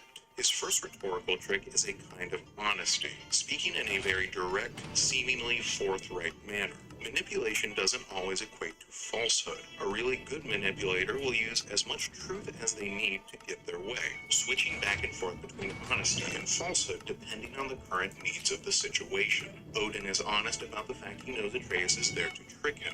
That reveal immediately throws Atreus off his guard. How do you lie to someone who immediately says, "Hey, I know you're lying and I know why you're lying, and I don't care. Let's be best friends. Here's my talking sword. Her name is Ingrid, and she loves you." The next rhetorical trick is humor, which Odin gets a lot of use out of. Notice that moment where he pretends not to know where Heimdall is behind him. Odin is the most powerful and most observant god in all of Norse mythology. He knows where Heimdall is. It's all a performance. Pretending that he doesn't, being goofy, being a little silly, that makes him seem like less of a threat, more likable, more approachable. Next is with promises, false or true. He promises Atreus, I have the answers to your big questions. Keep playing along with me, even if you know I'm manipulating you. You also know that I might be able to give you what you want. Odin also does a lot of mixing compliments with criticisms. Notice how in the same breath he both praises Heimdall for his perception and criticizes him for his short-sightedness. Or notice how he calls Atreus curious and open-minded, and then 20 seconds later criticizes him for freeing Tyr. Odin never compliments without purpose and never criticizes without softening the blow with a compliment, except with Thor, who he criticizes constantly and viciously, but I'll get to that later. Finally, look back to how he says to Atreus, you're lucky my offer still stands after you went and sprung Tyr. There's a thread of violence here, underneath all the humor and the flattery, the apparent honesty and promises. With Odin, there's always a thread of violence. There's always the unspoken fact that if you don't fall for his manipulation, he could just physically force you to do what he wants, or even just outright destroy you. He is powerful and dangerous, and everyone knows it, and he knows they know it, so he doesn't even have to come out and say it. All he has to do is suggest it, pepper the little threats in here and there. Odin is a master manipulator, but those manipulations don't always work. Sometimes people just refuse to play along with him. In those cases, Odin moves on to his second strategy, which is simple and brutal subjugation. When he couldn't manipulate Tyr into doing what he wanted, he imprisoned him, tortured him, and tried to force him into it instead. Same thing with Mimir. When he couldn't manipulate Mimir into doing what he wanted anymore, he imprisoned him, tortured him, and tried to force him into it instead. Odin's interactions with Thor are another example of this, but a little different. Odin doesn't seem to make any real attempt to manipulate Thor. He doesn't use any flattery, humor, honesty, or promises with Thor. He just emotionally bullies the big guy into doing anything he says. Thor was really great. I learned a lot from him. You learned something from him. Really now. Okay. What did you teach the kid?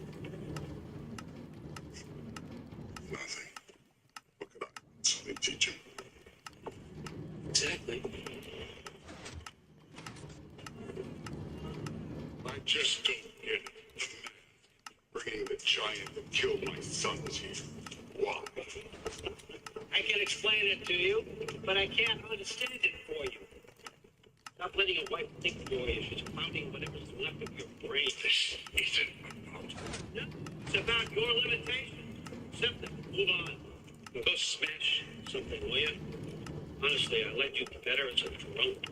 This is another form of subjugation, a sort of verbal or emotional subjugation. Whenever this subjugation fails, Odin resorts to his final method, destruction. You can see this most clearly with Thor. When Thor finally stands up to his father and says no, Odin immediately kills him. Why is he dead? Are you talking? Who told you to do that? You don't talk. You don't think. You kill. It's a simple fucking concept. Sif was right about you. I just didn't want to see it. What is this? Are you broken? I am your father. Take that hammer and kill who I tell you to kill.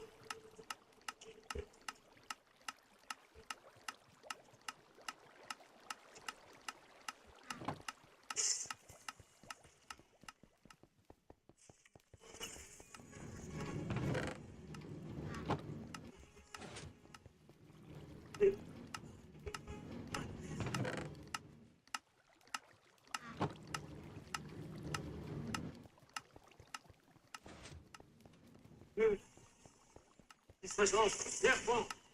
They've done this to us, to our family.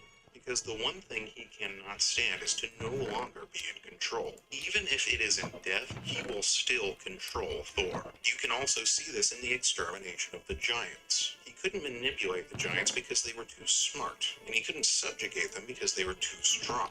Not just physically, but morally strong, too. Almost every story we hear about the giants describes them as a race who cared about doing what was right. Unlike Thor, Odin could never bully the giants into committing wrong, so he destroyed them. Using these three methods of control, manipulation, subjugation, and destruction, Odin was in total and complete control of the 9 realms. That is, until Kratos. The arrival of Kratos in Midgard changed everything. Because unlike anyone else, Kratos was someone Odin could not manipulate, could not subjugate, and could not destroy. This is one of those what happens when an unstoppable force meets an unbreakable object sort of moments. When faced with this unmanipulatable, unsubjugatable, indestructible force that randomly wandered into his life and scheme seemingly from nowhere, how does Odin react? Well, at the start of Ragnarok, he tries manipulation anyway, and fails, because Kratos refuses to play along. He is unimpressed by every single one of Odin's rhetorical tricks. Watch it happen in this clip. You know who I am. Back before winter set in, there were some misunderstandings. Regrettable ones. But I think we all have a better idea of who we're dealing with. Now, what you did to his boys, self-defense. Dying is what we Aesir live for. And let's be honest, they were kind of useless.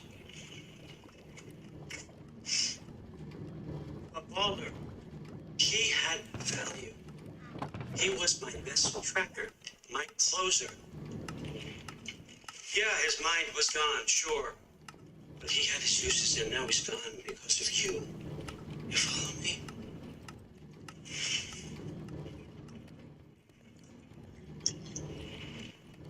You are the dead.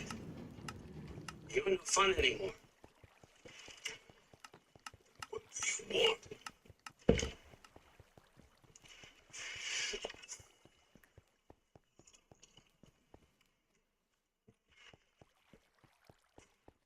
Peace?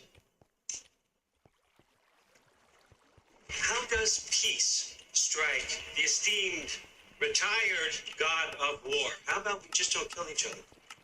How about you stay home, kick up your feet, seek no quarrel with me, and I'll have none with you. Shit, I'll even sweeten the deal. I'll let you keep the prisoner that I know you stole. That's right. I know you're in here somewhere, you silver-tongued little shit. What should we go on you? What promise There he is, my old partner in crime. He's lost weight. If he tells you snow is white, he's lying.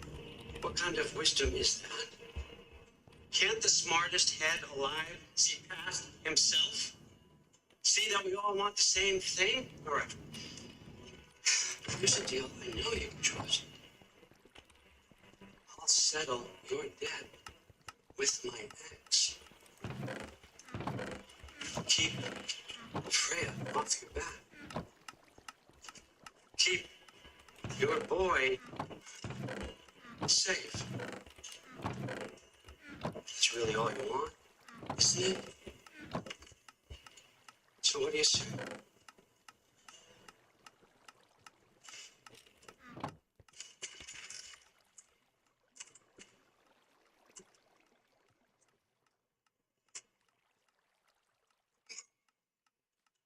In response to all that, the humor, the supposed honesty, the veiled threats, the promises, Kratos simply says no. Also notice that the only reason Odin allows Thor to attack Kratos is to give him time alone with Atreus, because even if he can't manipulate Kratos, he is betting that he can manipulate his son, that he needs to be alone to do that. You might be asking, why doesn't he just destroy Kratos? That's his normal MO.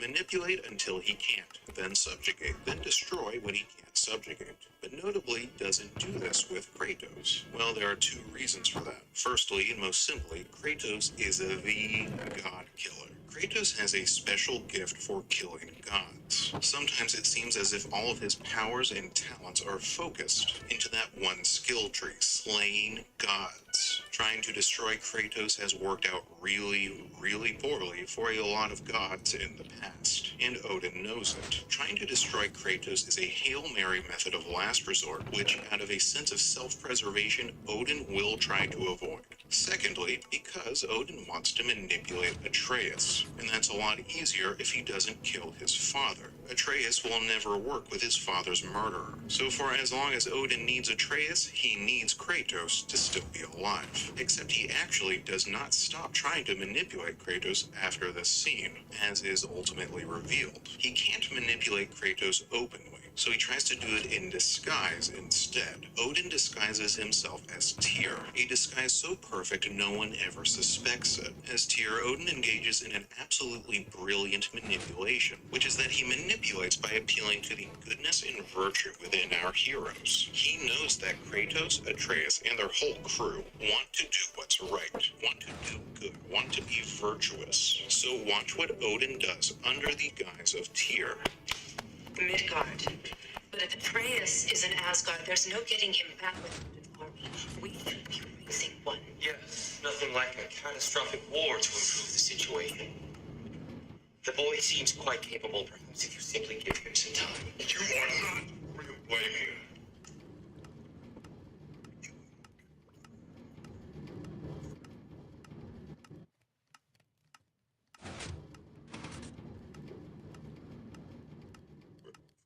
Stole my son. Which has always been clear, Kratos. But you, Freya. War is a first resort. It's up to Freya. I hope the Norns can give you the counsel you need. Perhaps mine is no longer of use here. Here, stop. This is no time to fight ourselves. Come, sit, please. What's so amazing here is that Odin is manipulating them by encouraging them to be their best selves, to avoid violence and bloodshed. Odin is manipulating them by encouraging them to do the right thing, because in this case, them doing the right thing helps Odin, because they won't kill him. The thing is, fake Tyr here would be correct like 99% of the time. 99% of the time, bloodshed and violence should be avoided at all costs. But if you take this to an absolute, declare that you will never fight ever, no matter what, then this desire for peace becomes self-destructive. Every now and then, an Adolf Hitler shows up, and then pacifism fails, because the only way to stop an Adolf Hitler is through violence. If Kratos and the rest refuse to ever fight Odin, then Odin will be free to continue slaughtering the Vanir, free to continue his extermination of any remaining giants, free to continue destroying Midgard. His manipulation is brilliant here because what he's saying should be right, but not in the exceptional circumstance of opposing a murderous tyrant. It's really smart. Odin only drops his near-perfect Tyr disguise a couple times. One of the most interesting moments I noticed was when Brock and Sindri reveal that they stole the self-replicating golden Draupnir ring from Odin. Notice how fake Tyr reacts to that revelation. Draupnir? I thought he knew these two admitted. And Odin blamed me for it disappearing. They stole Draupnir. We didn't steal nothing. We just couldn't get it in the first place. In that clip, gets up in Sindri's face and says, "That was you." This is a bizarre reaction because Tyr really doesn't care. It has nothing to do with him. But Odin, he would care a lot about learning who stole something from him. This moment shows how, despite trying to control everyone around him, Odin is often unable to control himself, his own responses. He's surprisingly candid and impetuous. We see this aspect of his character most clearly when he murders Brock. This is what I'm needed for. This is my purpose. One last time, I will pick up my spear and I will lead us to Asgard. Excuse me, but you didn't wait to start. Where's that idea been this whole fucking while? That's...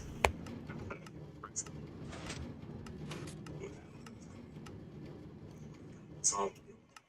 And we needed to give Loki time to find his destiny.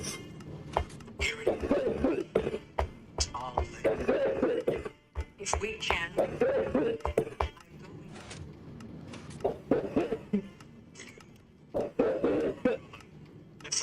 doesn't give us an out, we'll still have been Let's do it then, and quickly, before he sees us coming. surprises. And Spruce, I still want to hear the details on this, way Screw it! It's an ancient path. We can't reach it from here. Where then? Let me collect my things and I'll show you. You ain't got it. Where are you going with that? From that belongs to the kid. He earned it. All you've done is make passable dirt. Hey, no it ain't. This ain't right. All of this ain't well put together true. What's with him calling you Bogey? You know that ain't his name.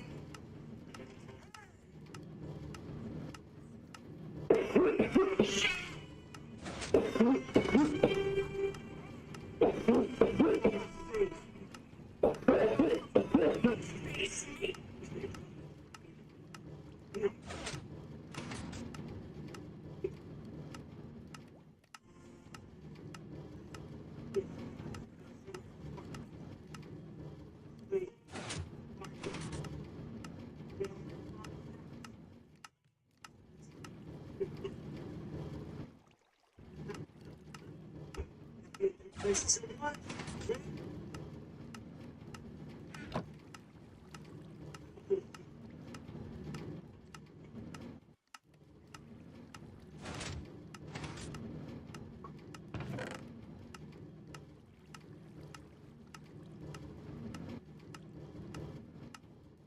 Odin's murder of Brock is purposeless. It accomplishes nothing. It doesn't help Odin in any way. It doesn't further any of his plots or schemes. I think it is a purely spontaneous, unplanned murder. The only reason he does it is because Brock is annoying him. This is a moment where Odin appears to have lost control of himself, done something without thinking through the consequences. And notice how Odin shouts, "I am in control here." It's such a fascinating cry because of its desperation. He is not in control here. He has not only lost control of the situation, but lost control of himself. And that momentary loss of control, giving into his hateful, violent impulses, his casual disregard for the value of life, is what ultimately leads him to a total loss of control over his own fate. Let's be clear here. If Odin hadn't killed Brock, Odin would not have died. After the final confrontation, Atreus, Kratos, and Freya all choose to let Odin live. It's Sindri who kills him in revenge for the murder of his brother. If Odin hadn't lost control here, he would still be alive here.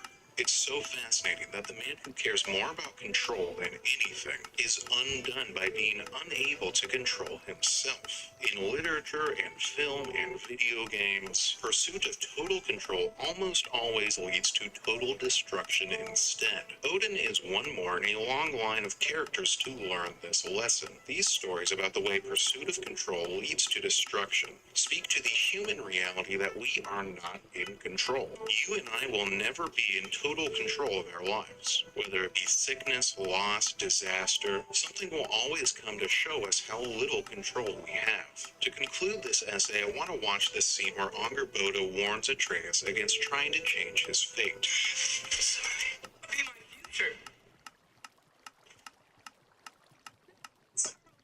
Virtuous Hellblade sounds with 239. Why is not Ragnarok contains a lot of inspiring stories about characters growing and becoming better. Kratos learns to choose justice over vengeance. Atreus learns to embrace the compassionate and empathetic parts of his nature to subvert prophecy. Freya learns to set aside her mindless quest for vengeance and instead fight to create something better. Thor learns to resist his tyrannical father's will and rededicate himself to his family. These stories are inspiring because they speak to a human capacity to grow, to learn. We are, all of us, every single one of us, flawed. There is something about you that you don't like, something you wish you didn't feel, something you wish you didn't think, something you wish you didn't do. These kinds of stories inspire us because we know we can stop feeling that way. We could break out of that destructive cycle of thought. We could make a different choice and do something better. But as inspiring as those positive stories are, the story arc from Ragnarok that has stuck with me, the one I can't stop thinking about, the one that feels really meaningful and artful, is Sindri's. Sindri, the funny comedic relief dwarf character who becomes the wretched and wrathful destroyer of Odin. It's a storyline that is as fascinating as it is unexpected. It's really, really interesting, because Sindri's story moves in the opposite direction from all those other ones. His story speaks to that frightening human capacity to fall, to break, to feel worse tomorrow than we do today, to make an uglier decision tomorrow than the ones we made today to be worse. So let's start with the 2018 God of War, where Sindri was first introduced. In that game, Sindri is only a minor character. Another dwarf. Should we? No. He is of no consequence. He's pretty silly and funny, makes for good comedic relief.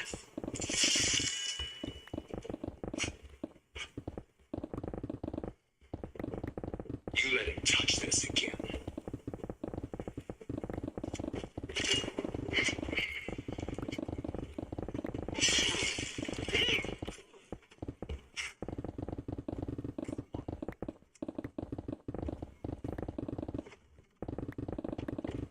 He's a video game shopkeeper, in some ways just a glorified upgrade menu. Moreover, he's not even really a complete character on his own. He's really only half a character. He's a package deal. In many ways, he and his dirty blue dwarf brother Brock feel like two halves to a whole character. Sindri is polite, well-spoken, elegant, is comedically repulsed by anything dirty, which is kind of a ridiculous neurosis for a blacksmith to have, since smithing isn't exactly a clean occupation. On the other side of the coin, Brock is gruff, crude, speaks with an unapologetic potty mouth, and is filthy pretty much constantly. Separately, they are fairly shallow and silly characters. Together, they form a completer and more nuanced whole.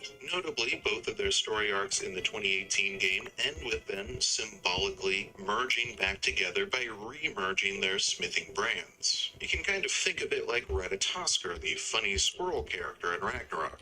Ratatoskr has sliced off bits of his own personality, who then go off and move and talk and think separately from him, and are all extreme and ridiculous manifestations of aspects of his complete personality. In Brock and Sindri's case, and I don't mean this literally but metaphorically, they sort of feel like two halves that split off from a more complete Ratatoskr-like personality sometime in the past. Again, metaphor for understanding their characters, not a literal theory. In the 2018 God of War, Sindri also serves as a sort of demonstration for how Atreus' character changes over the course of the game. At the start, Atreus is friendly and curious with him. Later, when Atreus is going through his whole "I'm a little piece of shit" phase, he treats Sindri like crap. Can I tell him? No. Tell me what? Did you put this wheel in your mouth? Oh, God. I'll vomit. I'm not kidding. I'll throw up on it. It's nothing. A family matter. Oh. I can tell you a thing or two about family matters. Let me guess. Your brother isn't as talented as you. His work is junk. Those things are accurate. Your point? It's all you ever talk about, over and over. Do something about it or shut up already. I see. Yeah! We're sick of hearing about little people's little problems.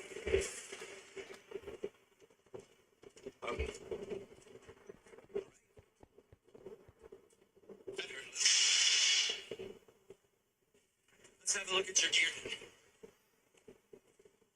Then at the end, when he's being better, he apologizes for it. Sindri isn't so much a character in these scenes as he is a kind of springboard for Atreus' character to bounce off of in different ways, as his own character changes. Beyond all that, there was something that always bothered me about Sindri in God of War 2018. Sindri gives a lot to Kratos and Atreus in that game. He gives out totally free upgrades for Kratos' weapons. He gives them his other smithing services. He gives them information about Magni and Modi. He gives Atreus magical arrows. He even gives them the mistletoe that ultimately allows them to defeat Baldur, which is what sets all of Ragnarok in motion. Sindri is a surprisingly central character in this story when you take a moment to look at it. He's giving them all of this, and he's not getting much back for it. Sure, they save his life from this dragon, and he's technically upgrading the Leviathan axe for free, just so that he has the opportunity to one-up his brother's work, but all Kratos ever does is growl at him for it. For all the growth Kratos has gone through in these games, could someone please teach this huffing and puffing motherfucker to say the words thank you for once in his life?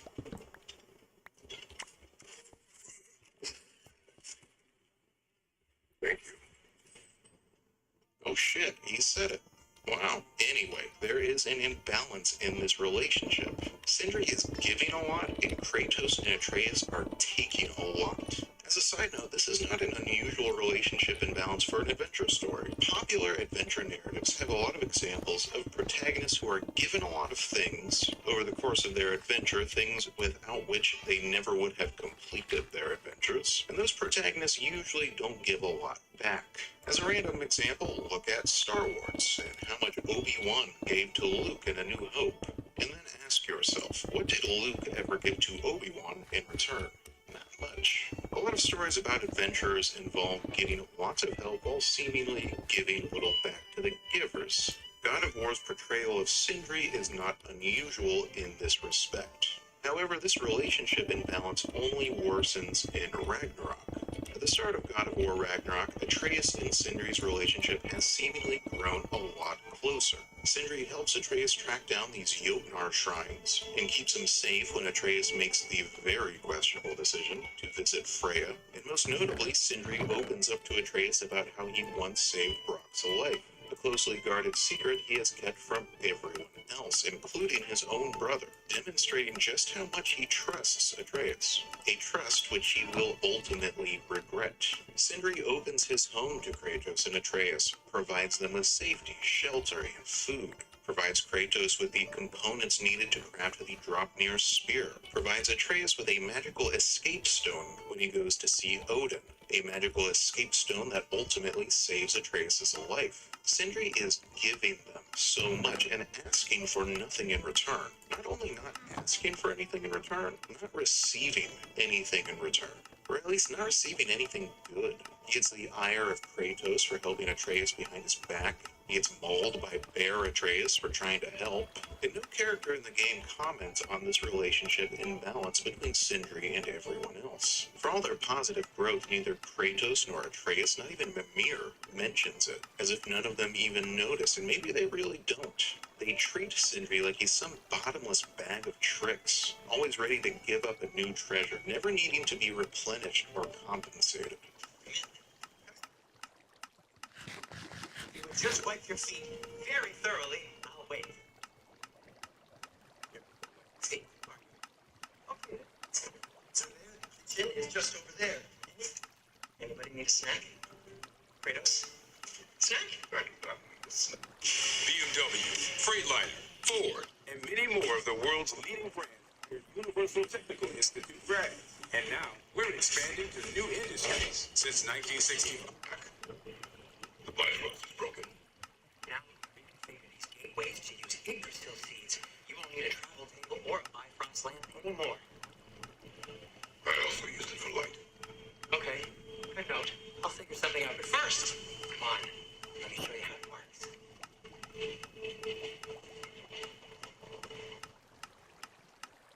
You mind if I fiddle with your bow?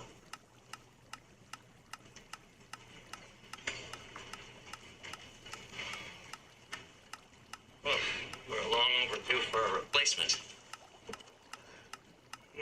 Taking advantage of certain material structural sensitivity to sonic vibrations has been something I've been meaning to try for quite some time now. Thanks for finally trying it. What's it gonna be this time? I find it's best to see these things. Oh, in action. Whew.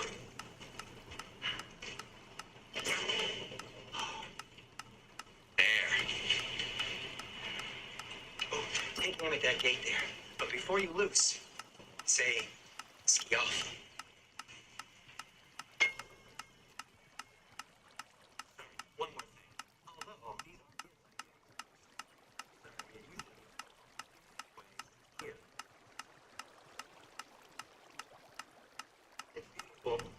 Thanks, Sindri. Isn't it? It's also very useful. You'll be able to do anything your heart desires. Really? As long as your heart desires the locations your father and you decide and plot to travel together, then yes. What a beautiful compass. Now,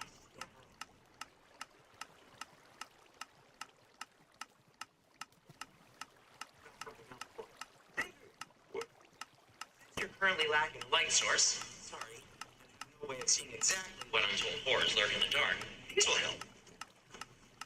Okay, back to your exploring now. With ya. Thanks, Sindri. Hey, wait. What do you mean by untold horrors? There's something I have to do in Midgard. What?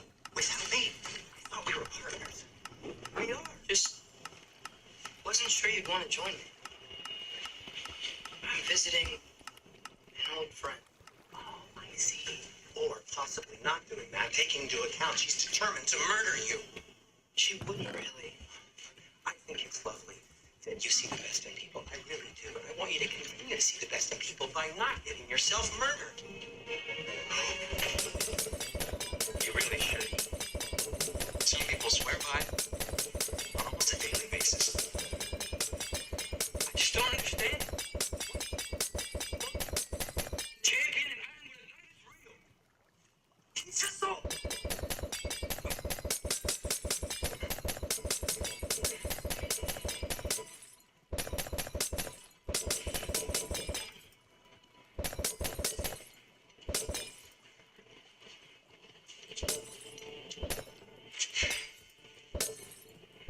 Mind if I give you the best advice you've heard all day?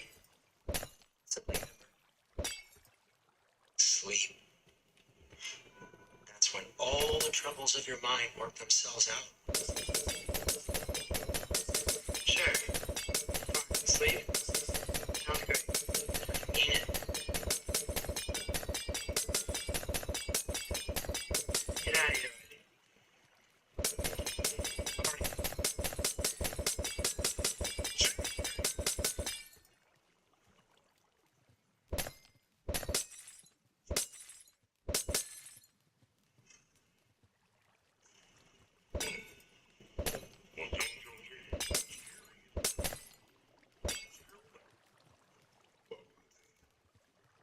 We'll have to go to Svartalfheim to get the rest of the materials.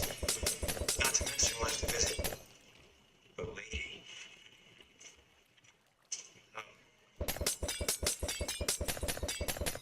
Oh, that's a relief.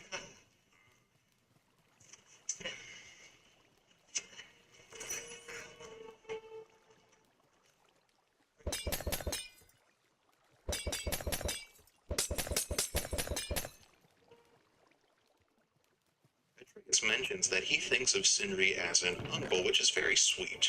And I think Sindri does think of Atreus as family too, or at least as a very close friend. And sure, most people are willing to give a lot to family or friends or people they care about without expecting much in return, besides friendship, trust, and love. I don't think it necessarily would be right for Sindri to start demanding tangible goods in return for the things he does for the people he cares about. But with that said, Atreus and Kratos, as his friends, as his family, should want to do something in return, should express some kind of desire to balance out this relationship, and they don't. They never do. And then Brock is murdered by Odin in Sindri's home by a man that Atreus and Kratos brought into that home. He trusted them here, and without meaning to, they broke that trust. In spite of all their differences, Sindri really loved Brock. When Brock died all those years earlier, Sindri went to literally hell and back again to save his life. Fought for him, almost died himself for him. That's love. That's Sindri giving and giving and giving himself to the people he cares about. The confrontation between Atreus and Sindri after Brock's death is, I think, the key scene of the entire story.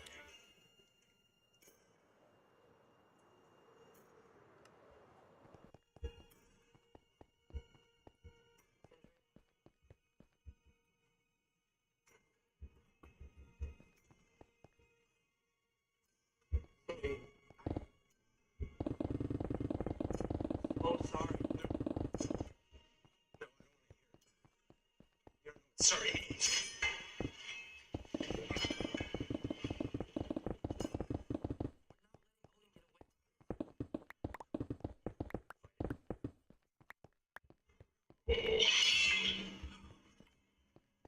Some of us were bigger fools than others.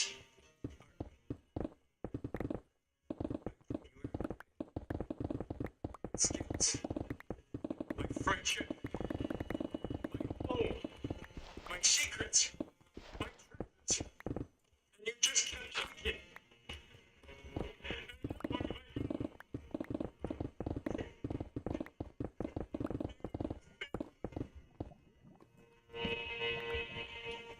You weren't sorry.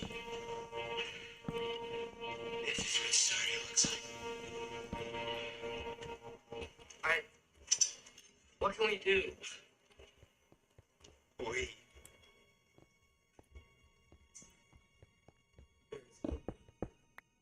There's only you. No matter what the difference. So what you can do is get the fuck out of my sight.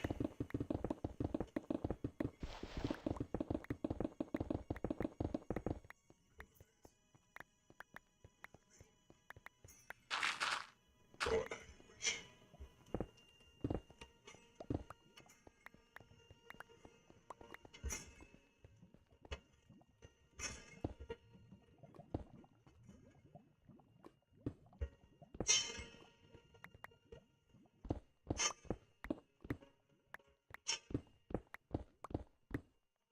There's family too.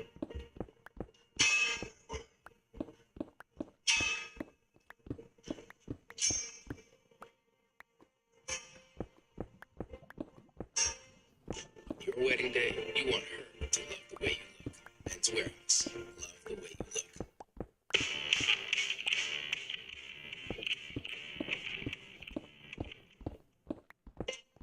Sindri's words are so brutal here. This is what Sari looks like. A broken man. A man who has given too much and lost too much. And then Atreus' response is so sad. I thought we were his family. Kratos is right. They were family. Sindri wouldn't have done all that he did for them if they weren't. He wouldn't have shared that secret about Brock's earlier death if they weren't. But families, like everything else in life, are not unbreakable, are not permanent. I think it would be easy to play through Ragnarok and come away believing that Sindri's fall is entirely a result of him being upset by his brother's murder. But that's really not it. That's a gross oversimplification of his character arc. What's happened to Sindri is that he has been the good guy since the beginning. He has always chosen to be gracious and giving, to do the right thing over and over. And instead of being rewarded in any way, he's been punished again and again. And the things he cares about most stripped from him. It would have taken a very strong heart to stand up to all of it. I don't think any other character in this story could have. This would have broken any of them. It's not fair of Sindri to blame Atreus or Kratos for his brother's death. Like Kratos says, no one could have seen through Odin's disguise. And if Tyr really were alive and captive, it wouldn't have been right to leave him in that condition. Atreus chose to do the right thing to rescue him, and Sindri chose to do the right thing by taking them all in. And for that choice, Sindri lost everything, and Atreus did not. That is what really isn't fair. That's the real relationship imbalance, and there is no fixing it. After Brock's death, Sindri becomes a kind of character we've seen a lot of in the God of War series. The wretched and furious avenging angel who cares only for vengeance. Kratos served that role for the entire first trilogy. Freya and Thor both served that role at the start of Ragnarok. And now it's Sindri's turn. From this moment on, he lives only to punish the one responsible for his pain, namely Odin. He doesn't become evil or anything. His vengeance is focused. Sindri participates in the battle for Ragnarok without allowing any other dwarves to be hurt, destroys Odin's magical cannons without killing the people operating them, and backs off from attacking Thrud when Atreus tells him she's a friend. This is not the kind of mindless violence that Kratos committed when he was in his violent rage phase. I've seen a lot of people justify Kratos' objectively evil actions in the original trilogy mythology because Kratos was treated very unfairly over and over again in those games. But here we have Sindri being treated terribly too, and I don't think anyone would say that Sindri going on a Grease-sized murder spree would be justified here. But then again, no one wins when we play the suffering Olympics, so never mind. In the final scene, after Odin is defeated, all these goody two-shoes characters who have gone through so much positive personal growth and learned how to move past their need for vengeance demonstrate for the audience all the growth they've gone through by passing up on the chance to destroy Odin. Everyone except Sindri, whose character has moved in the exact opposite direction as everyone else, who now dwells in the same depths of pain that both Kratos and Freya once lived. Interestingly, Kratos, Freya, and Thor's character arcs are all proof positive that Sindri could climb back up out of this fall, but he can't do it alone. Kratos, Freya, and Thor did not pull themselves up out of that darkness by themselves. Kratos needed his wife and son to climb out of those depths. Freya needed Kratos and her brother. Thor needed his wife and daughter. Who does Sindri have now? Who will help him climb back up? Without Brock, without Atreus, what family does he have left? Like Kratos, could he go somewhere else and build a new family, a new life far away from the setting of his pain? I don't know. It's kind of a bummer.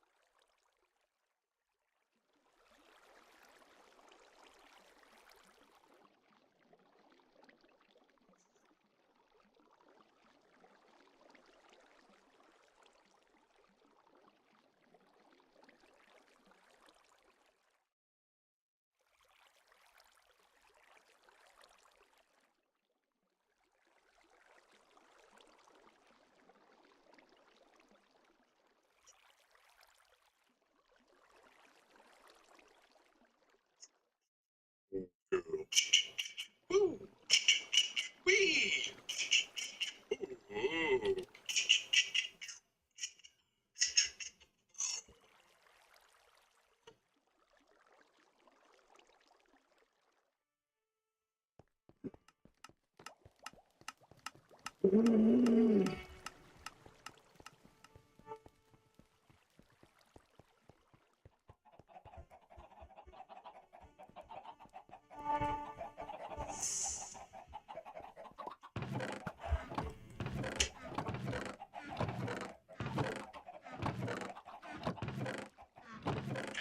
Ford, our team is here to serve you and your entire family, making the car buying process easy, comfortable, and saving your valuable time. We have cars that fit everyone's needs, whether you're into tech-savvy features or need something the whole family can travel in. Prefer to talk via text? No worries. Prefer to speak in Spanish? No hay problema. Our team is here to help. So bring your family in for a test drive or shop online at jordanford.com. So the 2018 God of War was all about themes around personal growth. It was about questions like, can this character grow? Can Kratos overcome his past sins to become a better man? Can he raise his son to be a better man than he was? Kratos went through so much character growth and development in the previous game that a big question I had going into this new game was, is there any growth left for this character to do in Ragnarok? Is his story already complete? The answer to that first question is mostly no.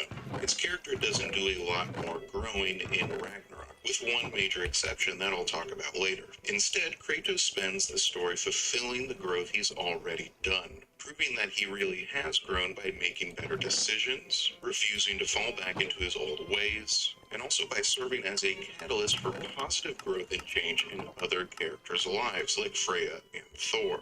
The answer to that second question, is his story already complete, is also no, because Ragnarok's story is not about personal growth. Instead, Ragnarok's story focuses on themes of destiny, fate, and choice. It deals with questions like, do our choices really matter? Are our choices predetermined by our nature? Can we overcome our nature to make different choices? Norse mythology is a world steeped in prophecy, and all the characters in this game, from Kratos to Atreus to Freya to Odin, are all obsessed with it. They are constantly fighting prophecy, falling for prophecy, struggling with prophecy. By the final climactic battle for the 9 realms, the game ends up having some really fascinating things to say about prophecy, fate, and choice. So let's get into it. The setting of the 2018 God of War was fairly dreary. Kratos and Atreus were journeying through a Norse mythology-inspired Midgard, where almost all humans were dead and all settlements were in ruins. However, in spite of the charnel setting, the game still felt really optimistic. There was a lot of humor from the dwarf characters Brock and Sindri, and Freya was a pretty healthy, positive character, and Kratos and Atreus were both slowly becoming better and better people over the course of the game. And while the world was uninhabited by humans, it was very green and pretty and filled with flourishing flora and fauna. Ragnarok, on the other hand, is set in a completely bleak and broken world. Fimbulwinter has arrived. Everything is cold and dead. Ragnarok, the end of the world, is coming and everyone knows it. There's this undercurrent of dread throughout the whole plot. Like everything you're doing is just taking you closer and closer to a disaster that cannot be stopped. Reflecting this broken setting, all of the characters feel broken too. At the start of the game, the once healthy Freya has completely lost herself in her search for revenge. When you rescue Tyr, he is emotionally broken and incapable of fighting. Even the villains feel broken, like Thor is this drunk, miserable loser who cannot escape from beneath the tyrannical thumb of his father. By the end of the game, Sindri, once a source of comedic relief, is as angry and wretched as the rest of them. Even Kratos, who went through so much positive personal growth in the last game, is clearly still burdened by his past sins and anxiety for the future. Also, a side note, it's really interesting to me how both Freya and Thor have become foils to Kratos in this new game, or have both sort of become Kratos. Previously, Kratos was a man who was driven by nothing but anger and revenge against someone who had hurt his family, and now that's exactly who Freya and Thor have become at the start of Ragnarok.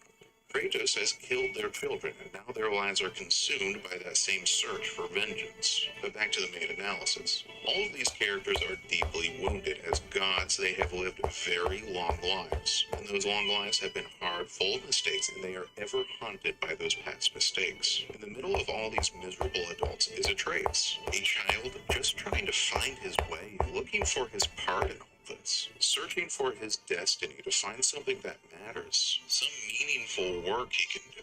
The early hours of this game felt suffocating to me, and I felt really sorry for Atreus. This poor kid is surrounded on all sides by these adults who have lived for so long and are so overwhelmed by their wounds. When does he ever get to just be a kid, have fun, have some little joy in his life?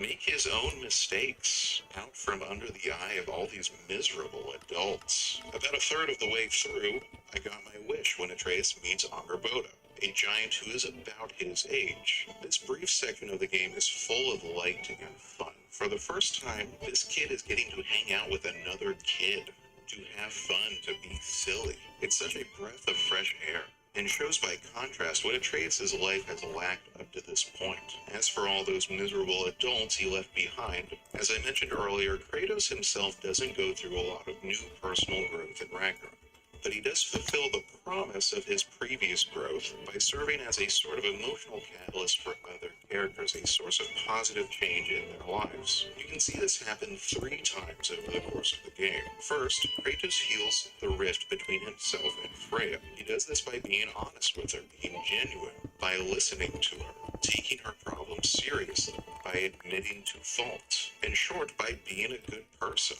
by being the man that the journey of the previous game made him into. Second is with Brock. It turns out that Brock died once, and Sindri brought him back to life, but missing a part of his soul, and then lied about it. It's kind of a crazy side plot. The reveal of this lie almost leads to Brock and Sindri's relationship breaking apart again. But Kratos is able to stop that conflict before it even begins. He accomplishes this mostly by being a really freaking nice guy. There's this genuinely beautiful moment where Brock is feeling down about missing a part of his soul and being lied to by someone he trusted, and Kratos lifts his spirit by telling him his cool new spear needs the blessing of a truly great blacksmith. And Brock has the nature of a truly great artist, no matter what he thinks he's missing. And gosh, I'm tearing up just watching the scene again. It needs the blessing of a great blacksmith. What? I can't bless shit. I don't so the blessing wouldn't mean squat. It is the nature of a thing that matters.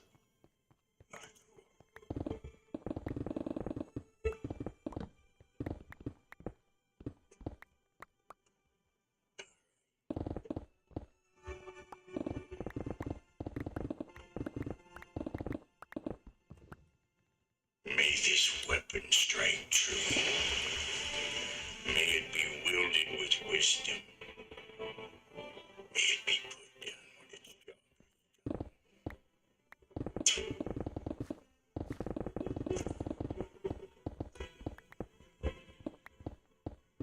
It's amazing that this is the same Kratos that callously murdered all of those people in the original trilogy. The growth he has gone through is incredible. During this side plot, there's also a lot of talk about the difference between a person's form and their nature, which turns out to be a very important theme in the story, but I'm going to discuss more of that in a bit. The third time Kratos serves as a catalyst for another character's growth is towards the end of the game, during his battle with Thor. I expect most fans of the series were surprised by the portrayal of Thor in this game. I think I'm speaking for a lot of people when I say one of the things I was most looking forward to in this new game was the battle between Kratos and Thor. In the God of War series, the battles between Kratos and the gods have always been awesome, brutal, and crazy, and I expected this fight with Thor to be among the best. However, at the end of the game, when I actually reached this confrontation, I realized that I didn't want it to happen at all anymore. And that's because of how much the writers humanized Thor in this game. In God of War, the gods are almost always arrogant, selfish assholes. And when they get brutally stomped on by Kratos, you never really feel that bad about it. Even when Kratos killed Hera or Atreus killed Modi in previous games, which were pretty unjustified killings, those gods were so obnoxious that I couldn't be that upset about it. However, by the end of Ragnarok, you've spent a lot of time with Thor, and more importantly, his family. He has a wife and daughter who care about him. He has personal demons that he is trying to overcome. Even if he's failing, you can see over the course of the game that just like Kratos before, Thor could choose to be a better man than he is. The potential is there. By the end of the game, you don't want Thor to die. You want him to choose to be a better father to his daughter. I know you're disappointed. Disappointed? No. That was a glorious fight.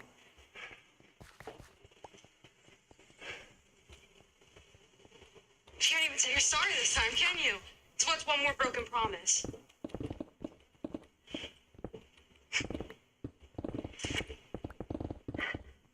Grandfather treated you like crap. You were struggling. I get it. But you can't just...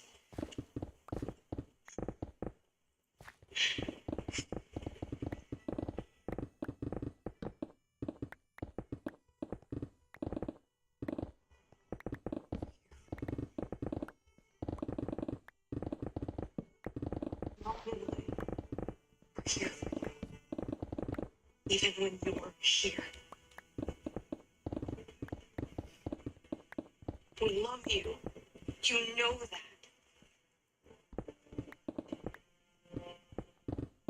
I just thought it wasn't behind us. I fucked up. Yeah, you fucked up.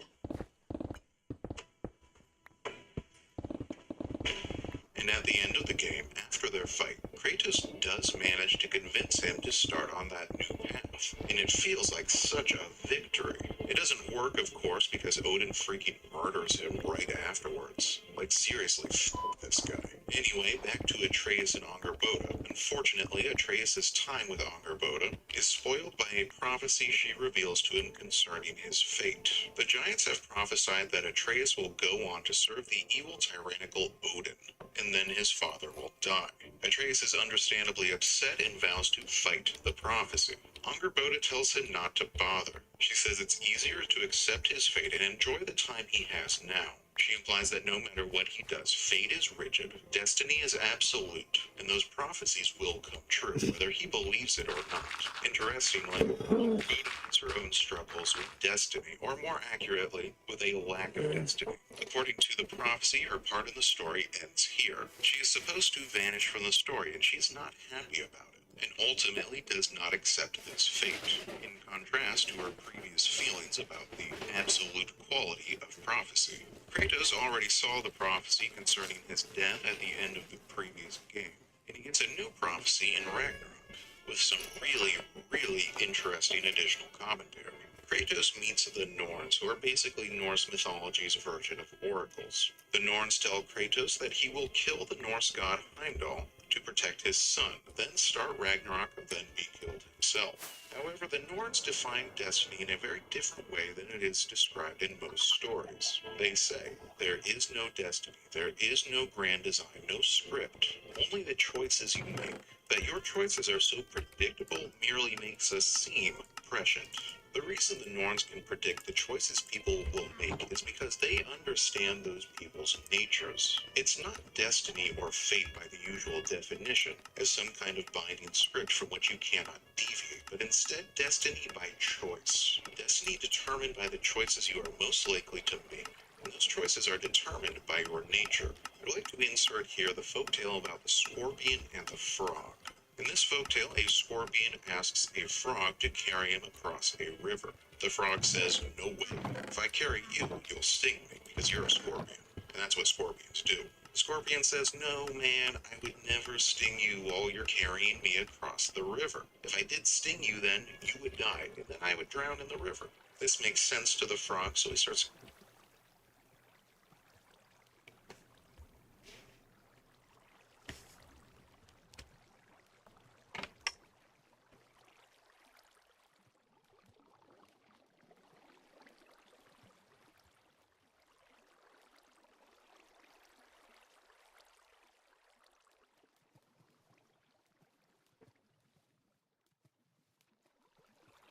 Because that's not fucking plugged into anything, dumbass.